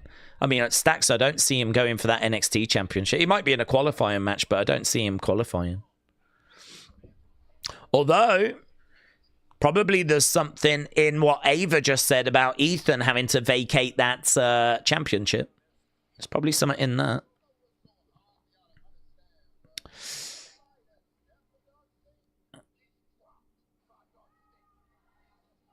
Okay, we've got a Dark State promo right now.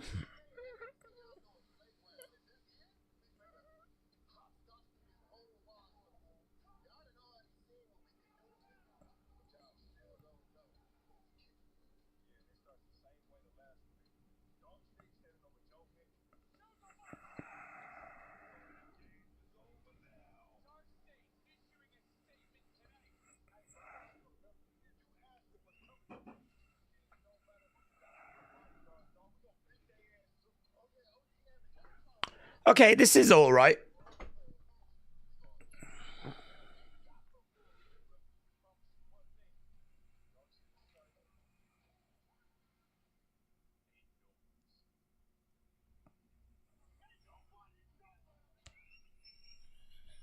That was all right.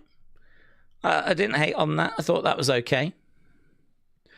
Right, here comes Shiloh making his way down to the ring. He's popular, man. People really like Shiloh.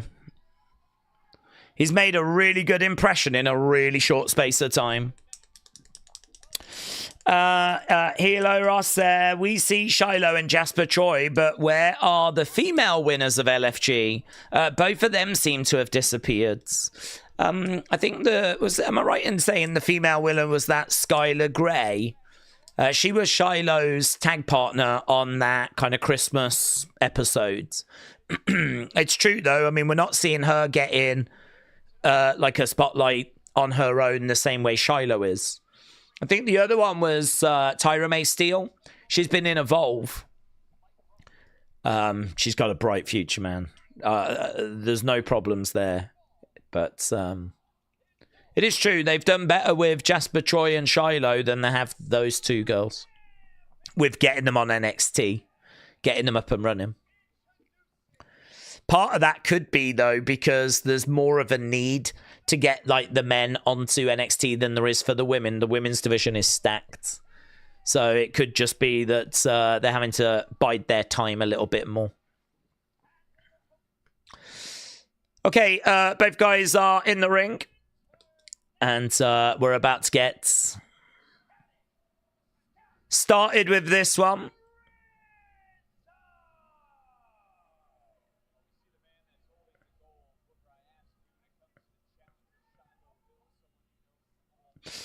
Right. Toothless Aggression says Chedley. Sean said, Ava is the GM and she can make this type favoritism rules for those that she likes and dislikes. Obviously, she leans to faces. NXT talent should protest to get Ava fired and let Robert Stone run NXT. Right, we are underway. Shiloh is already chucking Stacks around. Stacks upcut coming in. Smashes Shiloh into the corner. Shiloh going over the other side. Stacks coming in. Shot to the midsection. We don't really see Stacks in like singles matches all that often.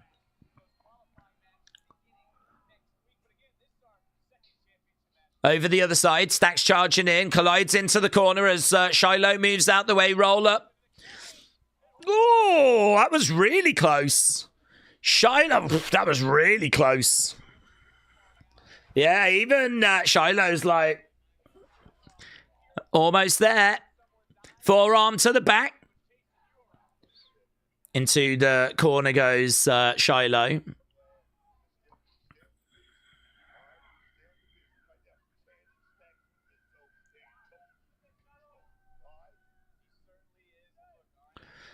Okay, so Shiloh looking to kip up. That's nice. Going over, underneath. Shot to the back, working on the arm. Good work there by Shiloh as Stacks goes down. Jennifer said, if Shiloh wins, do we get an actual invasion angle? If Shiloh wins...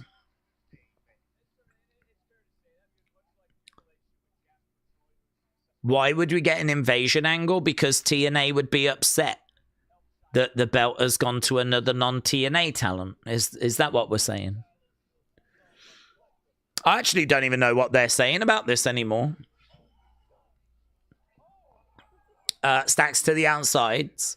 I wonder, actually, when this match ends, if there'll be a TNA talent that, like, emerges as, you know, being the next challenger. It is strange that it's a TNA bout. We got 2 NXT talents competing over it. We do get that, obviously, from time to time. Bang! Clothesline.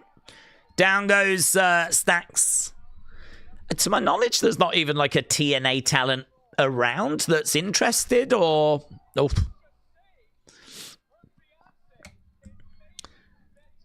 Okay, so Ariana saves Stacks. Whoa! Shiloh lands on Stacks. Stacks goes down. Ariana's trying to help out however she can. Shiloh, he's over, man. He is over. That was a fun spot, said Restaurants.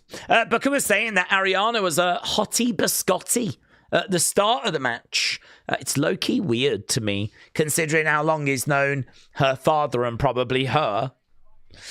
Drop kick there. Baseball slide by Stacks.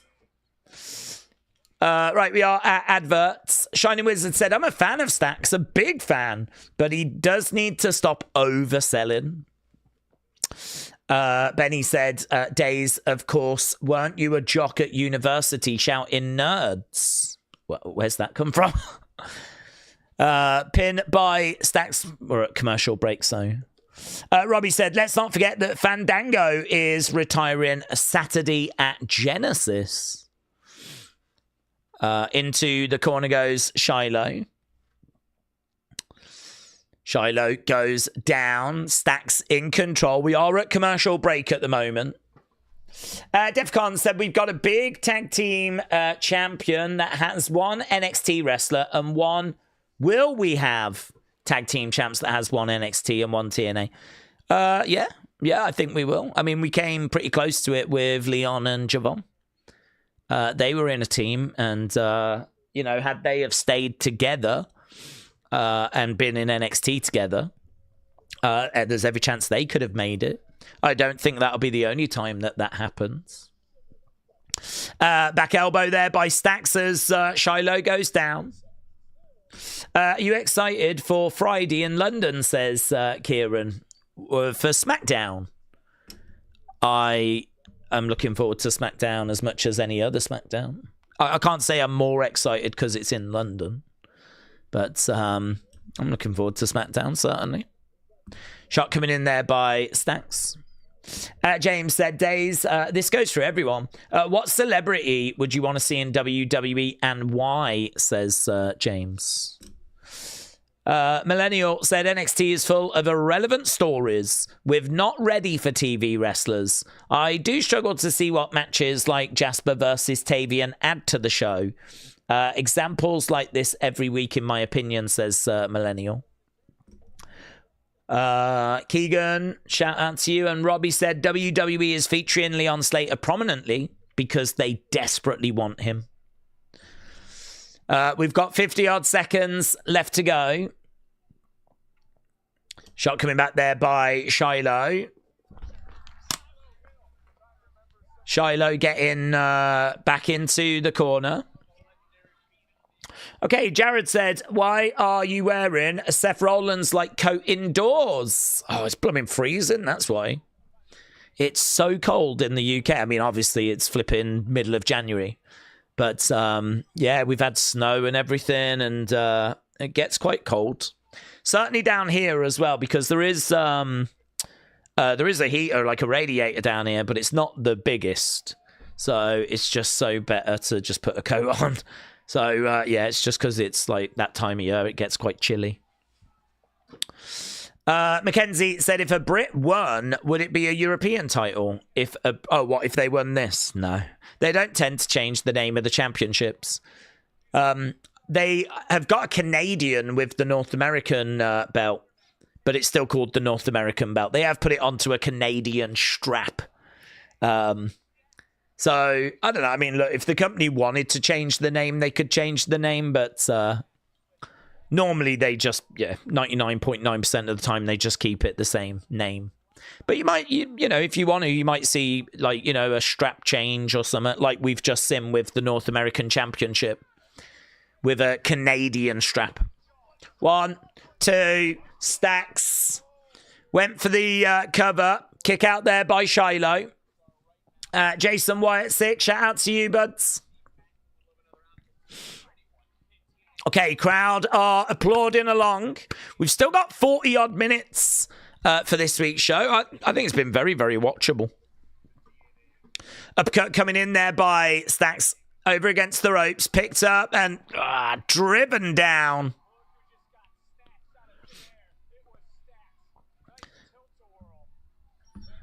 We're backstage. We're seeing Joe Hendry talking to OTM. Kader said MJF changed the AEW International Championship strap with a US flag. Okay, he's taking the tooth out again. Toothless aggression chant. Headbutt there by Shiloh against the ropes. Collides into Stacks.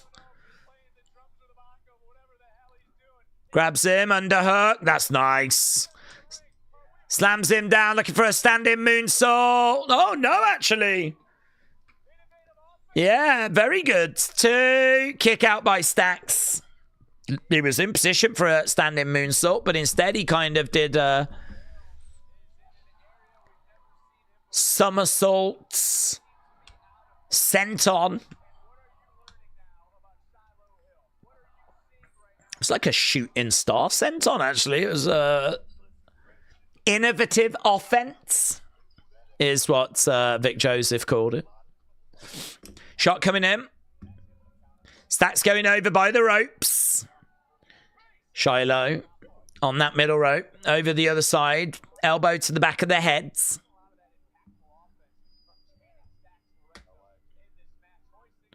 Double knees. 1, 2. Shoulder up. James said, I've seen 2 AI videos of different celebrities like Martin Luther King and the lady that played Astrid in Beetlejuice. And I've seen Mr. Rogers, says James. Here's Stacks back in the corner, charging in, going for a kick. Shiloh moves out the way. Big boot coming back. Stacks looking for a clothesline. Shiloh over the other side, goes under that bottom rope. Ariana is not paying attention. I think we're doing a bit of a comedy moment here. Shiloh put his arm around Ariana. She freaked out when she realized that it wasn't Stacks. She tries to take Shiloh's legs away from underneath him. Stacks. I mean, it's right in front of the referee, man. Why did they do that right in front of the ref? Kick out by Stacks. 2 count. Inside cradle. 1, 2. Oh, Ariana cheats. Stacks wins. And there we go. So it is a win for Stacks, but outside interference, as you would expect. Shiloh Hill, the kid's not ready, says Booker T. He's not ready for the bright lights. You saw it. He's not ready. Right. Stacks retains the International Championship, said Wrestling Fan. I was actually prepared for that to be worse, said Jennifer. Shino says the comedy bits on this show are horrendous. I had more fun when I tore my tricep this last year. Okay, here's Izzi She's making her way down to the ring.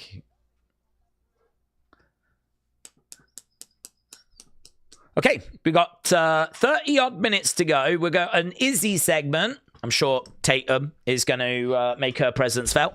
And then we have got Joe Hendry, Dion, which I'm guessing is our main event. Right. Doug Dilly said, I don't mind the comedy matches. They can be entertaining. Not everything has got to be serious.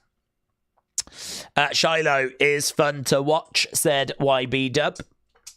David said, how did this referee get his job? Did he go to the Earl Hebner School of Breaking Up Illegal Pins?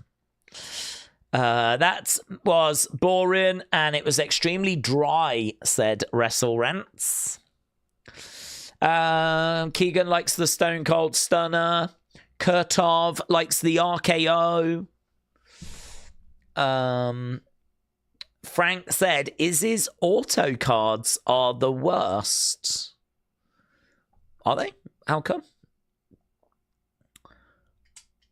I haven't bought any auto cards in so long, actually. I've got a nice little collection of auto cards, but I haven't picked any up for about 3-4 years.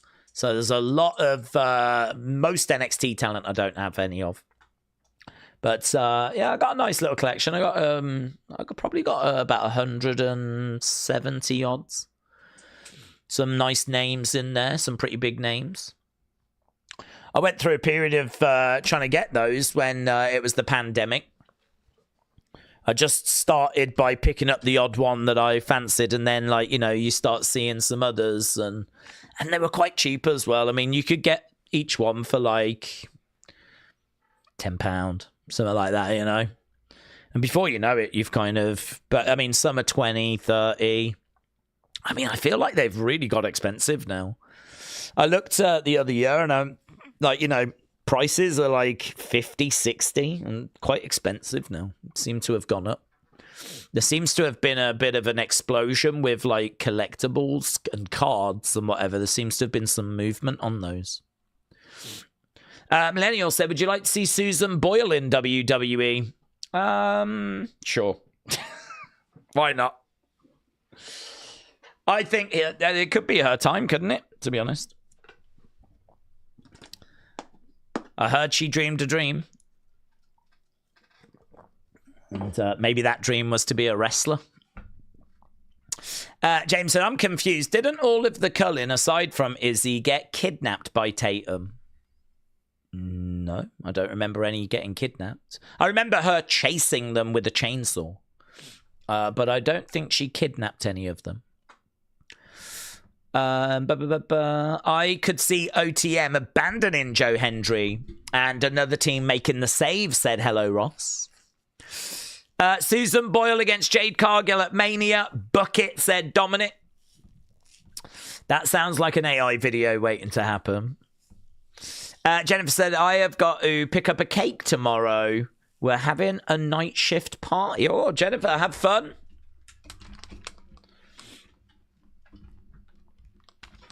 Cake and a party, eh? Look at living the high life. Look at you. Okay, what's this? It is...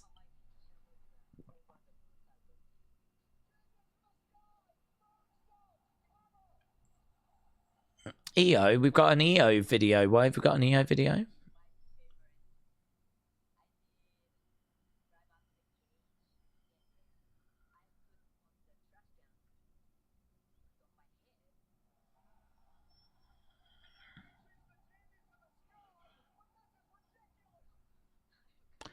I don't know what this is. I've just got an advert for EO. Bring back the oddities. Their entrance song was the greatest song by the greatest show by ICP was and still is a banger, said Glotness. Are you guys seeing this? An EO video package? Yeah, I don't understand what's going on. Have I missed something here?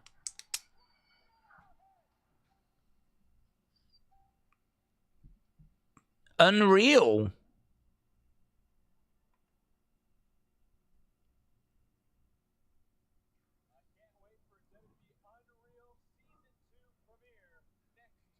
What's that got to do with Unreal? Well, didn't they show us some footage from 2023? And her competing in NXT? Okay, well, there we go. It was actually an advert for Unreal, but it didn't show us anything connected to last year, I don't believe.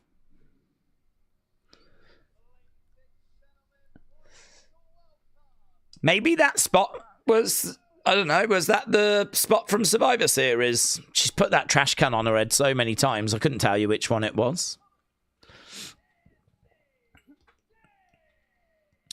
Okay, Izzi is making her way down to the ring. Izzi lame time, said Hello Ross. Well, this is her opportunity.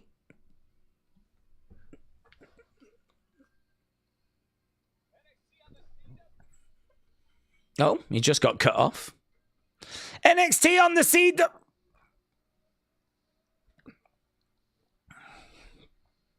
They probably censored it, didn't they? Because obviously we're watching it on Netflix. Okay.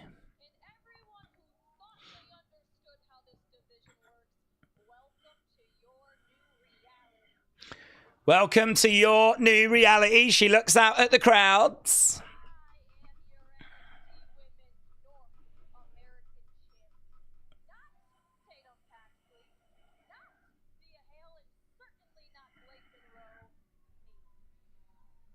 Okay.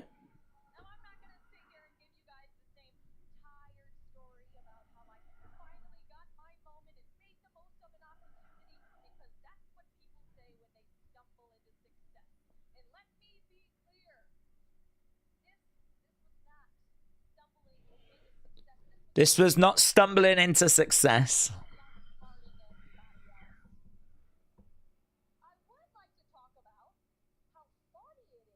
She's doing well. She's doing good.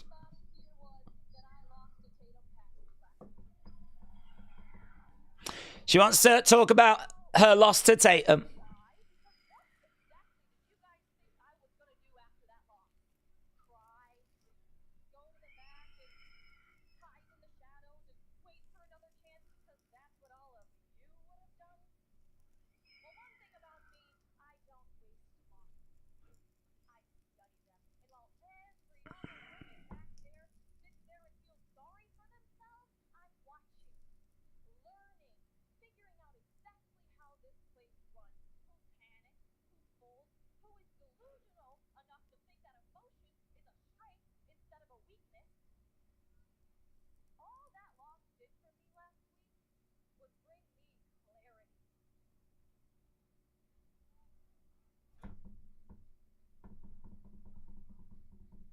She's letting it breathe. Turned the mic off and she looked around and gave him a dirty look. This feels much better than what we've seen from her in recent weeks.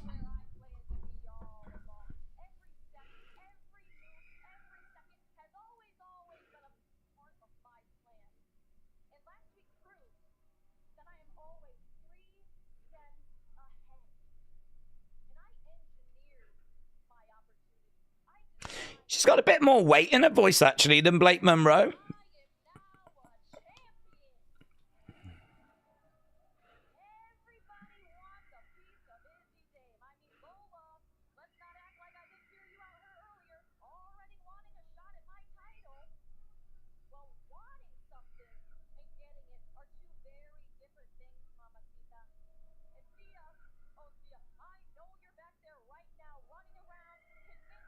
It's a lot of information to convey, isn't it?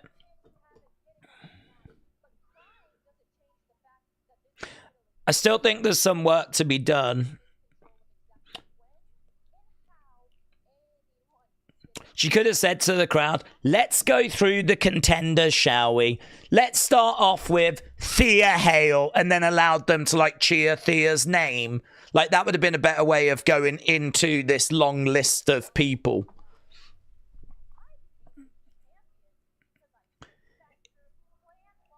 She allowed it to breathe. the start was better, but it has slipped in again to blah, blah, blah, blah, blah, blah, blah, blah, blah, blah, blah, blah, blah, blah. It is just a lot of dialogue, a lot of talking.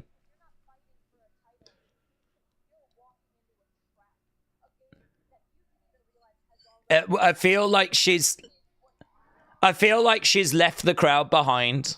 She's left me behind. I feel like there was a lot of talking there, and she's talking and she's talking. And she's talking about this person, she's talking about that person, she's talking about this, and it's like, sorry, who are we talking about now? I actually think she would do well coming in, keeping it short and sweet. Blah, blah, blah, blah, blah. And if it's got to go longer, then she probably needs to structure it a bit more impactfully. But I think there's some signs of improvement there over what we've seen in recent weeks. She gets interrupted by Tatum anyway, and that's how the segment ends.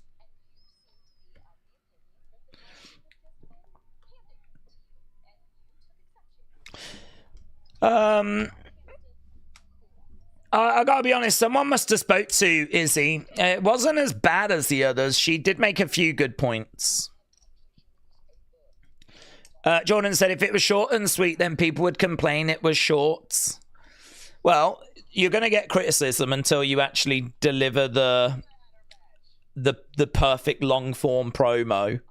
But for where she is right now, short and sweet would actually be the best delivery for her. Anything that has a lot of dialogue and goes on long, it does kind of become monotonous. So, I mean, it's one of those. I mean, you've got to work through it. I mean, hopefully she can sit down and she can get the feedback, you know, I think she's had feedback on her previous ones, and I think there were some improvements, and hopefully she can get the feedback on that one and improve again.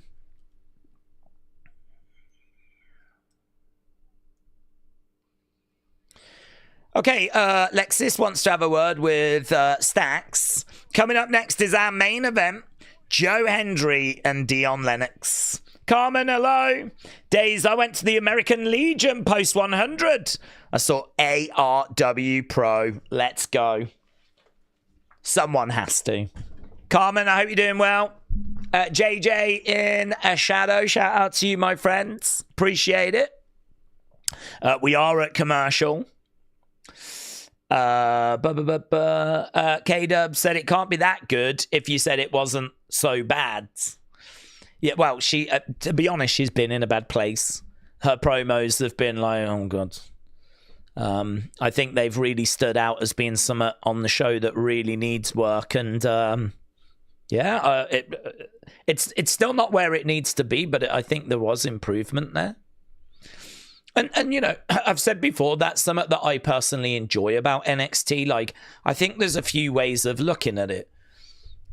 You can look at it as like, oh, this isn't good enough. What's she doing on TV?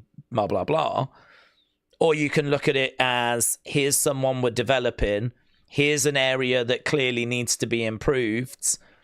How can she improve? And I prefer looking at it the second way. I think that that's more constructive. I think that that's, you know, again, it goes back to what I say quite often, which is, what's the easy option? What's the hard option? And the easy option is, you're not good enough, bin them off. You know, let's put someone else in that can do a promo. But, you know, how's Izzy meant to learn?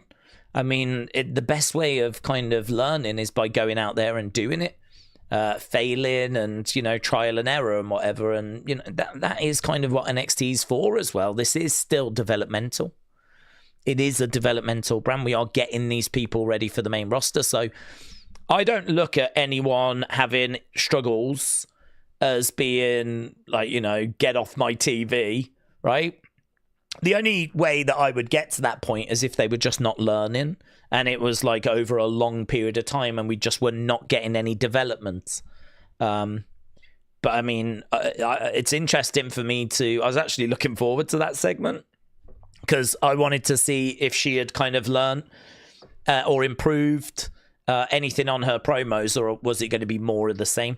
And there was just a couple of things in there, a couple of moments that I thought at the start she did well, and then it just slipped into what it has always been, which is quite monotonous, a lot of information, not really being delivered or presented in the way that I think would be the most effective. So, yeah, I mean, look, there's still work to be done, but are there some improvements there? Yeah, I think there is. But that, to me, I think if you enjoy looking at that and seeing improvements and having conversations about what they need to improve and how they can improve and suggestions on what's needed, if that's something you enjoy, I think you'll really enjoy NXT. But if you want like a perfect brand where the matches are all bangers, the promos are all at fire, I don't think NXT is going to be for you, to be honest. I think NXT is still at its core developmental, where you're going to have, you know, moments that don't quite land like we would like them to. So, better. That's probably the best way of wording it. Okay, we are at commercial break. Carmen said, I tried out a restaurant that I've never been to before. It was called Vinny's Deli and the Sub Hub. It's located in my hometown of Hammond, Indiana. I had their barbecue chicken sub, and it was delicious. Oh, there we go. Big thumbs up. Shout out to the Sub Hub. Shout out to Vinny's Deli. They are doing God's work. Okay, main event coming up. Joe Hendry is going to be in action against Dion Lennox. We're just seeing Vegas. Of course, we're there for WrestleMania.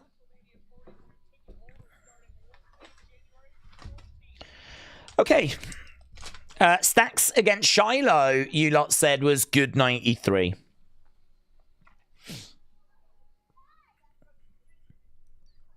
Okay, Tatum is being told she's got to leave. Ah, Blake Howard's. We don't really get to see much of Blake Howard's.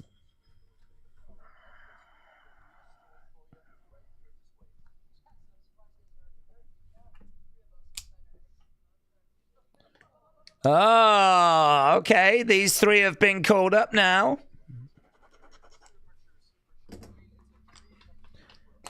Swipe right, Jackson Drake. They are now officially NXT superstars.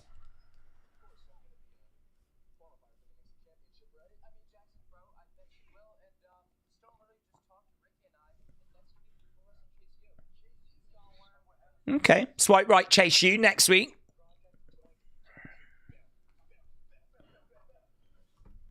Keanu.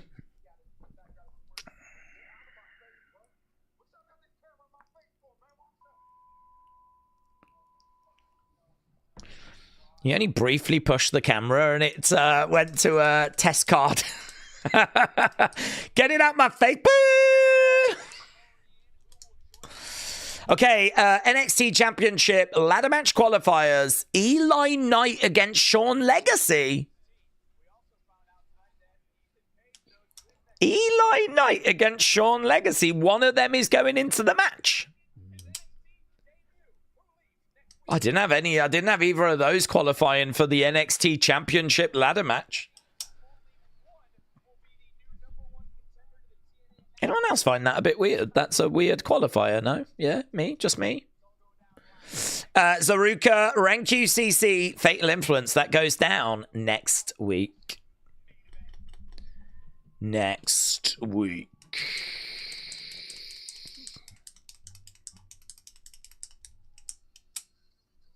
Here we go. Dun dun dun dun dun dun. Here we go.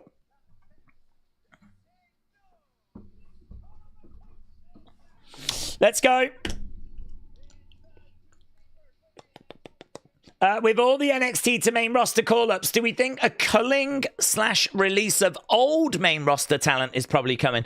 We do tend to get that at this time of year. I hope not, to be honest. Obviously, no one wants to see people lose their jobs. So I hope not. But yeah, you can't keep adding and adding and adding to the main roster. And we have just added a chunk, haven't we? Here's Joe Hendry. He's going to have OTM as backup. This is our main event tonight. We got 16 minutes left to go. Oh, I just heard Booker there saying I'm going to lay out or something. I think he was... Was Booker just talking on commentary then and didn't think he was going to get picked up? I'm not going to say anything.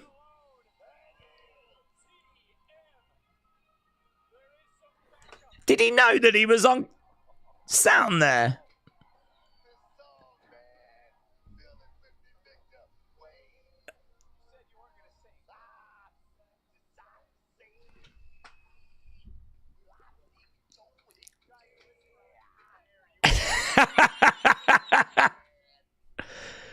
That has become a thing now. Booker singing the song has now become a thing. That worked so well for the Devil's Kiss, didn't it? His... Now he's singing along with Joe Hendry's song. Wave your hands side to side. I believe in Joe Hendry. Joe Hendry. Joe Hendry. And to be honest, I prefer his version. I think it's better. Jared said NXT is genuinely considered harder as you pretty much are performing and addressing the same crowd on a weekly basis. Jared, shout out to you. I think it's a double-edged sword, isn't it? Because that's true, but the other truth is that once you get over with this crowd, you're over with them as well. On the main roster, you've kind of got to get over with the whole universe because you go from city to city. But with this crowd, a lot of the people are the same people week in, week out. So if you can get over with them, you're probably good. You're probably over. It's like Jada there. She's got over and like... that crowd flipping love her now. So, you know, she's in a really good place. But if she was on the main roster, she'd have to get over in New York, over in Florida, over in Los Angeles, over in London. Do you know what I mean? Like, because they go from city to city to city. Upcut coming in there by Joe Hendry. Joe Hendry. Joe Hendry. William, shout out to you. Sonny, shout out to you. Going Ghost said, I've got a question. Do we think when a former AEW star comes to WWE and goes to NXT, do you think they get frustrated they've not been called up like Ricky Saints? Don't know. It depends. It depends how they were being used in AEW. I mean, if you're someone like Jericho or...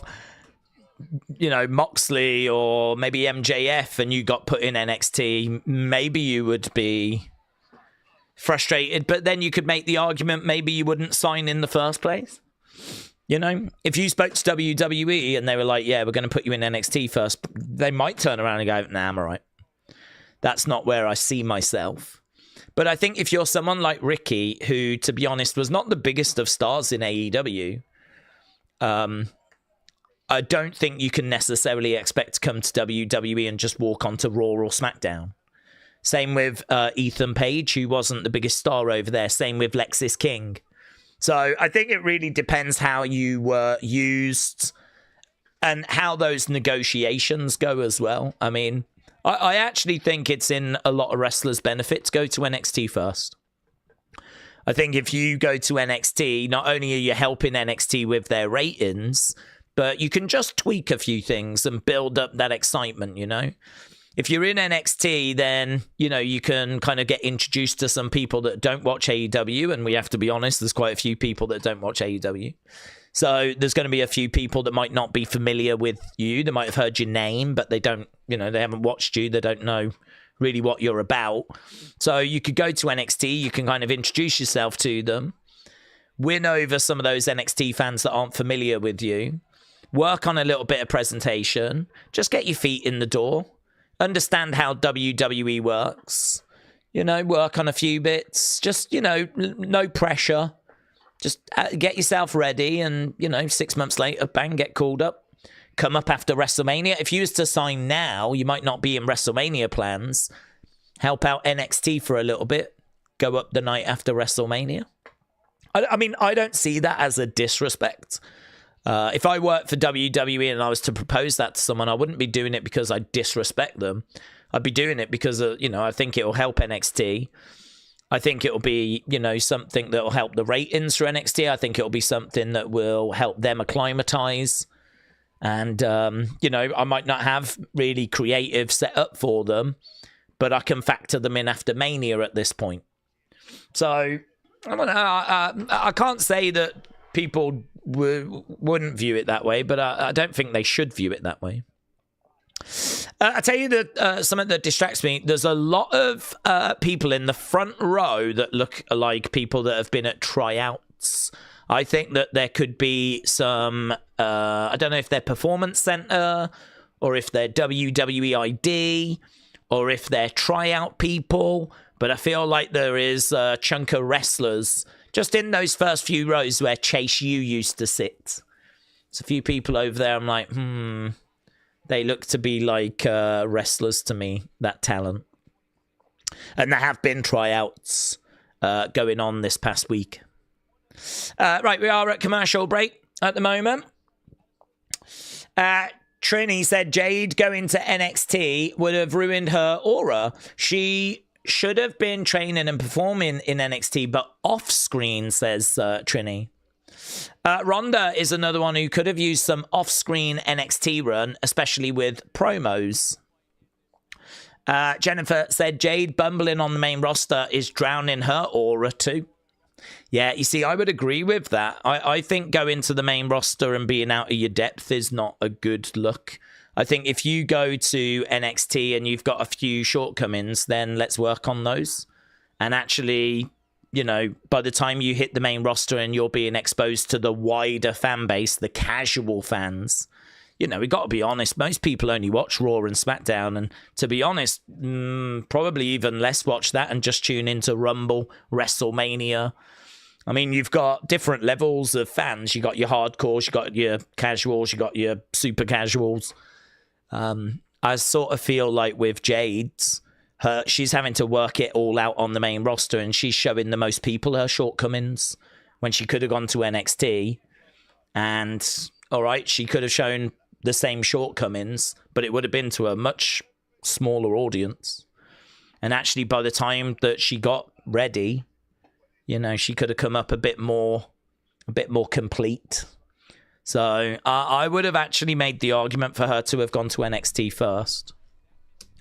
But not everyone's going to be in agreement with that, of course, and that's fine. Differing opinions makes the social media world go round.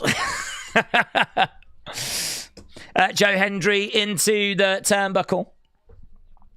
Trini said that's why she needs the experience of house shows and not TV time, says Trini.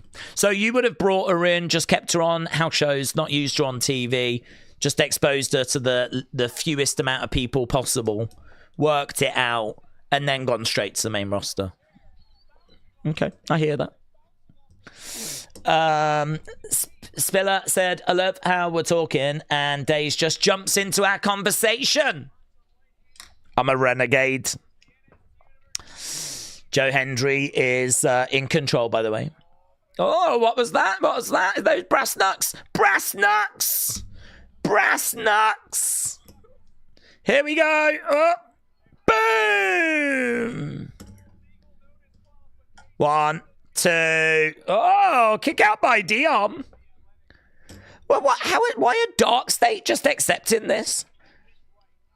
He's used brass knucks, but why, I don't know, Dark State haven't done anything about it. It makes them look a bit flipping useless, doesn't it? Kip up there by Joe. Joe turns around. Here's Dion. Dion getting up to his feet. Joe grabs Dion. Now they pass him a kendo stick. Kendo stick there by Dion. Straight across the back. And again.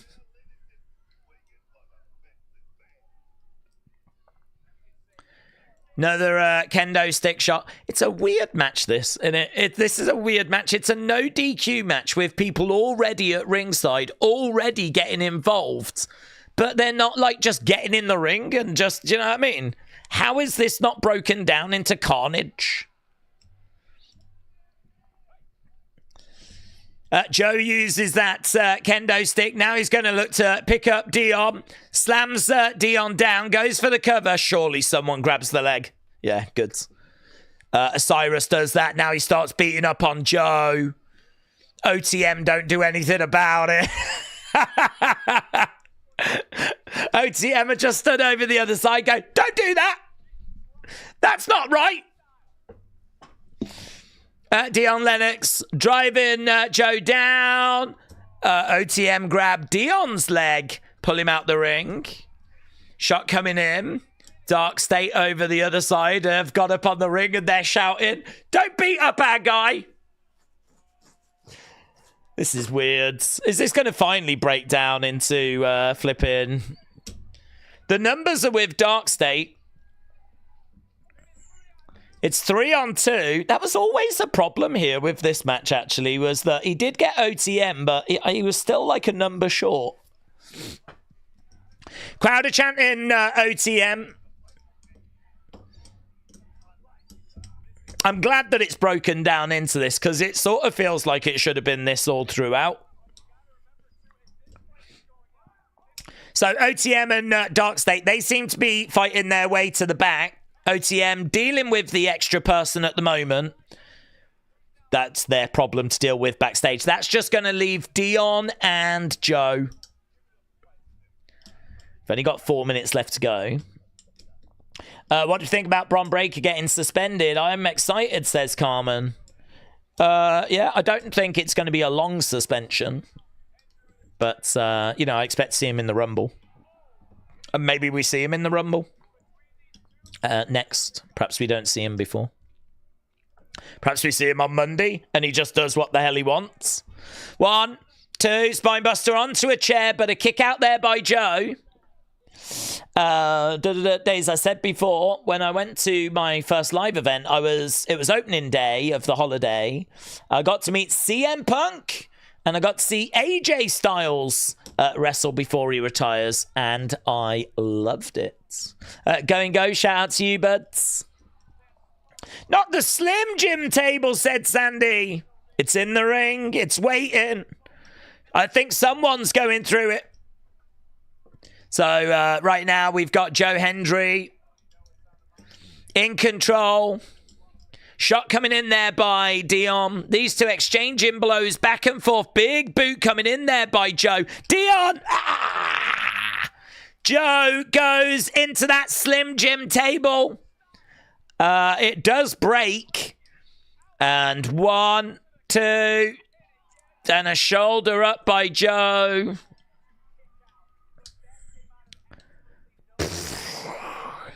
Should he kick out of that? Surely that's the big finish, isn't it? Being speared and driven through a table.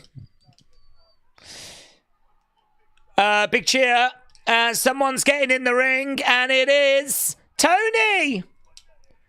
Tony attacks Dion. Tony. Bang! That was sick, actually. That was sick. I couldn't see if it was a choke slam or a uranagi, but he drove Dion down. Why is he helping Joe Hendry? Tony helps. Oh, no, he's marking him as well now. Boom! It was a uranagi. He drives him down.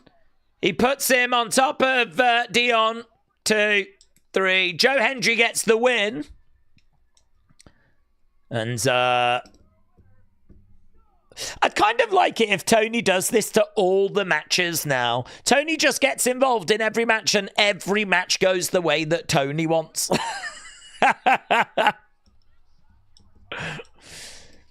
So, Tony getting involved here, and he's decided he wants Joe to win this one. So he puts Joe on top of Dion. He marked both, said Jennifer. He did. He marked both. Everyone got marked. So there is Tony. Ava's coming down with security. Okay, I don't know what Tony's going to do. The jacket's coming off. Tony goes and grabs the security, chucks the guy in the ring. Spear there by Tony. It feels a bit like they're trying to make Tony like the new Bron Breakker. I mean, he's kind of like unloaded on people. He just delivered a spear. He still hasn't spoken, you know. Yeah, anyone else getting like Bron Breakker vibes here? Bang! Spinebuster.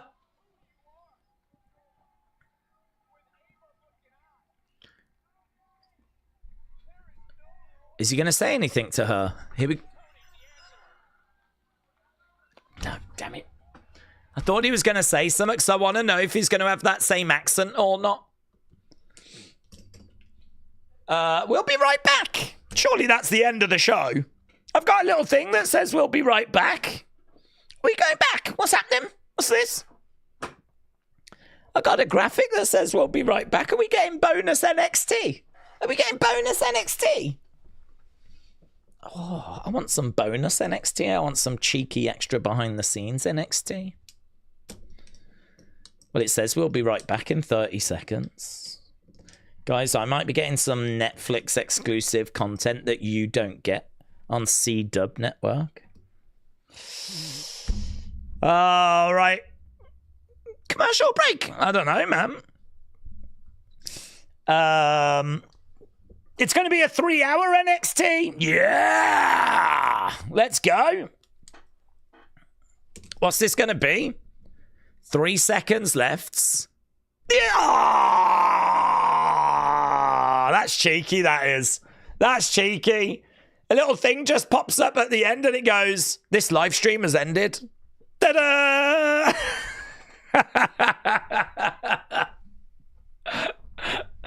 I'd be waiting. I got rickrolled. Oh, imagine if that happens. Imagine if that happens. Never gonna give you up. Never gonna let you down. Maybe have Ava doing it. I got Ava rolled. Never gonna run around and desert you. Oh, that would be the best. Wouldn't that be the best? That would be the best if we just had Ava doing a scene by scene, frame by frame reconstruction of Rick Astley's music video. But it wasn't. We just had a little message that says the live stream is now ended. Daze, I'm giving NXT tonight an 8, says Carmen. I think this is a tricky one to score, to be honest with you, because I think the in-ring was quite lacking tonight. I had my grumbles with the main event because, I don't know, it just seemed a little bit silly that we had all these people around and they were like getting involved, and the other team weren't doing anything. They were just sort of watching, and then the other team would get involved, and then the other team were like, it's like, shouldn't you lot be fighting? This is no DQ. He's just giving him a kendo stick. Shouldn't you do something instead of standing there looking angry? So, yeah, main event. No, it was what it was. We probably should rate it. All the other matches you lot said were good. Match of the night was the opening match, according to you guys, Kelani Lola, which genuinely I think was probably better than what we get on Raw and SmackDown most of the time. We did get a good announcement. Obviously a bit of a talking point with Izzi's promo, a little bit of improvement there, but a bit more work to be done. What else did we get? The announcement, and I feel like we had another promo segment that I'm not recalling, but it was okay. No, I don't think it was anything special, but yeah. I think it's hard to put a number on it. Chris thinks it's an 8 as well. Denitria says 7.25. Robbie said, I think it's 4.5. David's gone 8 as well. So at the moment, we've got some pretty decent scores, actually, for the show. We got teased for more NXT, and then it just finished. Jennifer said, I'm going to go 7. 9, said James. Ooh. Carmen said, what restaurants are you going to visit if you come to the US again? Maybe Cracker Barrel, Texas Roadhouse. I think both of those would probably be on my list, yeah. Texas Roadhouse, definitely, because I didn't get chance to go. Is it Dickie's? Is the one called Dickie's or something like that? Which was like a burger and fries. They do malts and, you know, kind of that stuff. It had like a garage kind of theme. And it was like, you know, one of those kind of very American burger joints. They had one of those where we were staying, and it was the food was fantastic, really great. I would definitely go back there. So I'd probably revisit that place. I would probably pop into Denny's. It feels like a real American experience going to Denny's.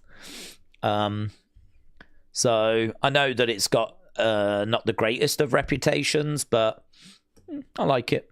You know what I mean? It's kind of like an American diner experience, which I kind of like. You know, you sit there and the waitress comes over. How you doing, hon?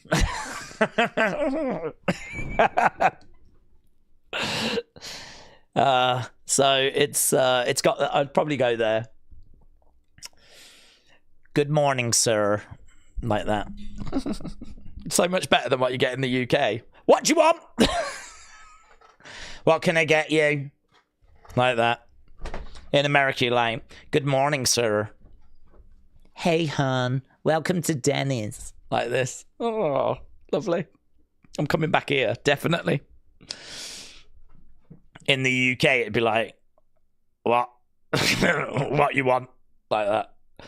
Can I get this and this and this, please? I'll see if we've got it. Thank you. So yeah, I'd go there. Cracker Barrel, I don't know anything about, to be honest. So I'd probably go to try it out. I did go Golden Corral. That was okay. That was all right. I tried that out. I've been to Perkins. I've never been to Sonic's, which I know is not a restaurant. It's like a fast food place, but I'd still like to give it a go. I did Wendy's. Obviously, we have McDonald's over here. We don't have... Well, I say we don't have Wendy's. Normally, I say those things, and then someone looks and there's like 20 restaurants or something in the UK. The point is, you know, we don't have... I've never seen one. I've never been to one. I didn't grow up going to them. I grew up having McDonald's, KFC, Burger King. I grew up with all of those. But, yeah, things like Sonic's, Wendy's, Taco Bell... They weren't around when I was growing up. So those are kind of always fun to check out and try. But I did Wendy's last time. I didn't get a chance to do Sonic's. Johnny Rockets, I don't know. Oh, I might know. I think there is one, actually, now you've said that, which is like a diner... which is at Point Orlando, if it is the same thing I'm thinking of. I never went in there. That, I think, was the only one I ever saw, if that even is one. Is that a Johnny Rocket? I'm going to just quickly look, actually. Because I will forever wonder if it is or isn't. Johnny Rockets, Point Orlando. Johnny Rockets, there isn't one at Point Orlando. Okay. Was there ever one at Point Orlando? Johnny... Oh, yeah. Point Orlando. Johnny Rockets. Perhaps it closed. Johnny Rockets. Okay, I'm really confused now because it says there isn't one at Point Orlando. No, there is. I mean, there just is. Hmm.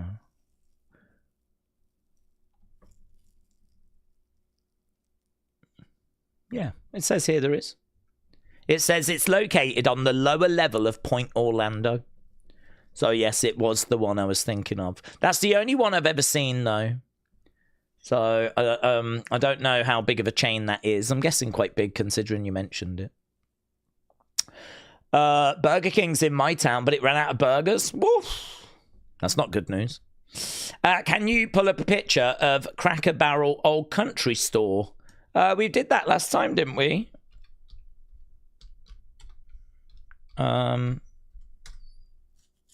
I don't know what I can get from it.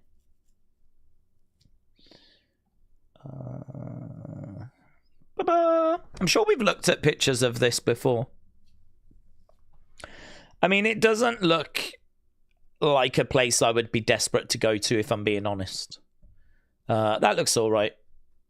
But, like, that's like Meatloaf, I think, isn't it? Which is like, it feels a bit too homely for me. It doesn't. I like the diner vibe. I like the kind of burgers, Texas Roadhouse, ribs, steaks, kind of that kind of stuff. I think Texas Roadhouse is more my vibe. And, you know, those kind of fun burger malt places. That Johnny Rockets I would go to. Cracker Barrel seems a little bit like going around your grandparents. Do you know what I mean? That's the vibe I get from Cracker Barrel. I'd imagine, yeah, it's going to be a lot of green beans in it. It's going to be a lot of green beans, and I'd imagine that when you walk in, it's just the music is either from the 1920s or it's just some old person telling you stories about the war. That's the vibe I get with Cracker Barrel. Is that the right vibe? I don't know. But that's the vibe that I get. That's the vibe I get from the sign. That's the vibe I get from the interior. That's the kind of person I would expect to see there. And so, there we go. So, yeah, I can't say that I'm massively tempted by it. But, you know, if it was around and I hadn't been and we needed to go somewhere, I could check it out. Real Russ says, Cracker Barrel's awesome. But they did almost ruin it with the woke BS. Chicken fried steak isn't bad, said King Notorious. Frank said, is this what member streams are like? Well, to be honest, member streams, we just talk about whatever people want to talk about. So, to be honest, they're quite wrestling focused, the member streams, because a lot of people want to talk about, you know, where are we going with this? Could this lead to this? What's the latest word on this? So there's a lot of that. But if someone wanted to talk about Cracker Barrel, I'd be quite happy to do it. You must come to where I live because we've got a Cracker Barrel, a Texas Roadhouse, and a Longhorn Steakhouse. You would love it. I think I would love it, actually. I've never been to a Longhorn Steakhouse. I've been to Outback Steakhouse, and people say it's not very good, but I think it's amazing.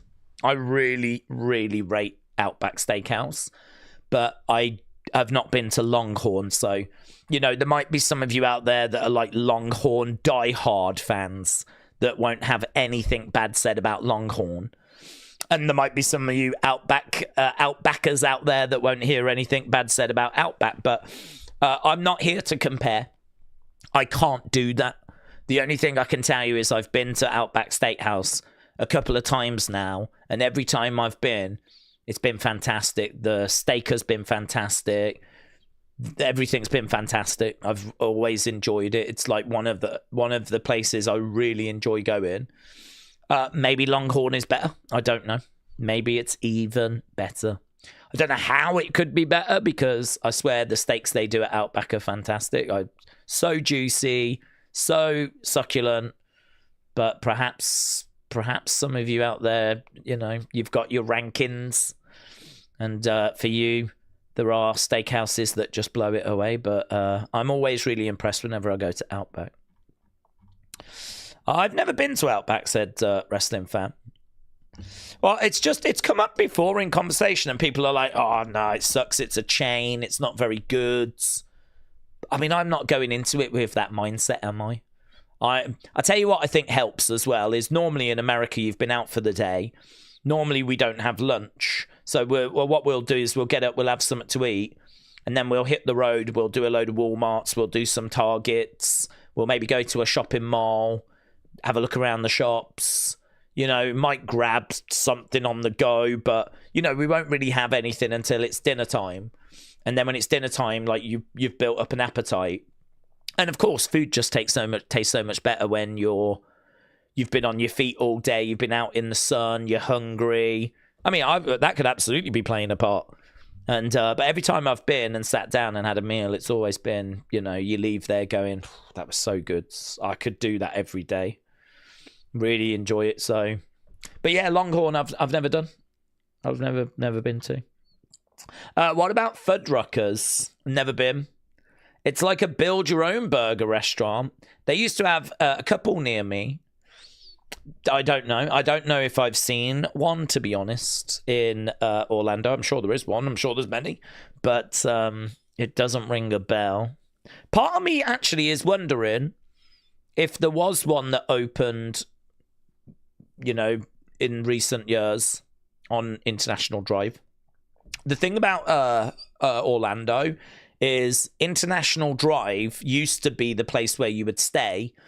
And so, I mean, maybe that's different for different countries, but UK International Drive was the place to be because you could get to Universal easy, you could get to Disney easy.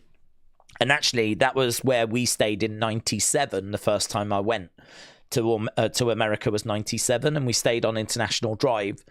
And on International Drive, you had McDonald's and all these restaurants, and all the hotels were there, and there were shops. And, you know, I mean, there was everything. There's like crazy golf on International Drive. They've got a few crazy golf courses you can go to. Everything was on International Drive. As the years have gone by, Universal has opened up more hotels. Disney has opened up more hotels. And I think what happens now is people tend to stay at the parks. So if you're going to Disney, you'll probably stay at Disney. If you're going to Universal, you'll stay at Universal. But when we went in the late 90s, I think that was an option. But a lot of people would stayed on International Drive. And actually, it's really sad to see what International Drive has become now. You kind of go there and, you know, it's quiet. And actually, a lot of those shops have kind of closed. A lot of that business just isn't there now. And you can tell that it's kind of not the same vibe that there was. It was really like, you know, I remember stopping there in the 2000s, early 2000s, and there was a lot of people around, a lot of tourists. And I'm sure it's still that way at certain points in the summer. But I've been a few times and it just seems a bit like a ghost town. It's just not many people around. Actually, Hogan's shop is on International Drive. So that used to be a 7-Eleven. And it's now Hogan's Beach Shop. It's the bigger one, is on International Drive. The other one's on Clearwater. So there might be a Fuddruckers that's opened up on International Drive in recent years. I'm not sure. But yeah, there's lots of restaurants, lots of places that I would like to check out. But I don't have any plans to go to America at this stage.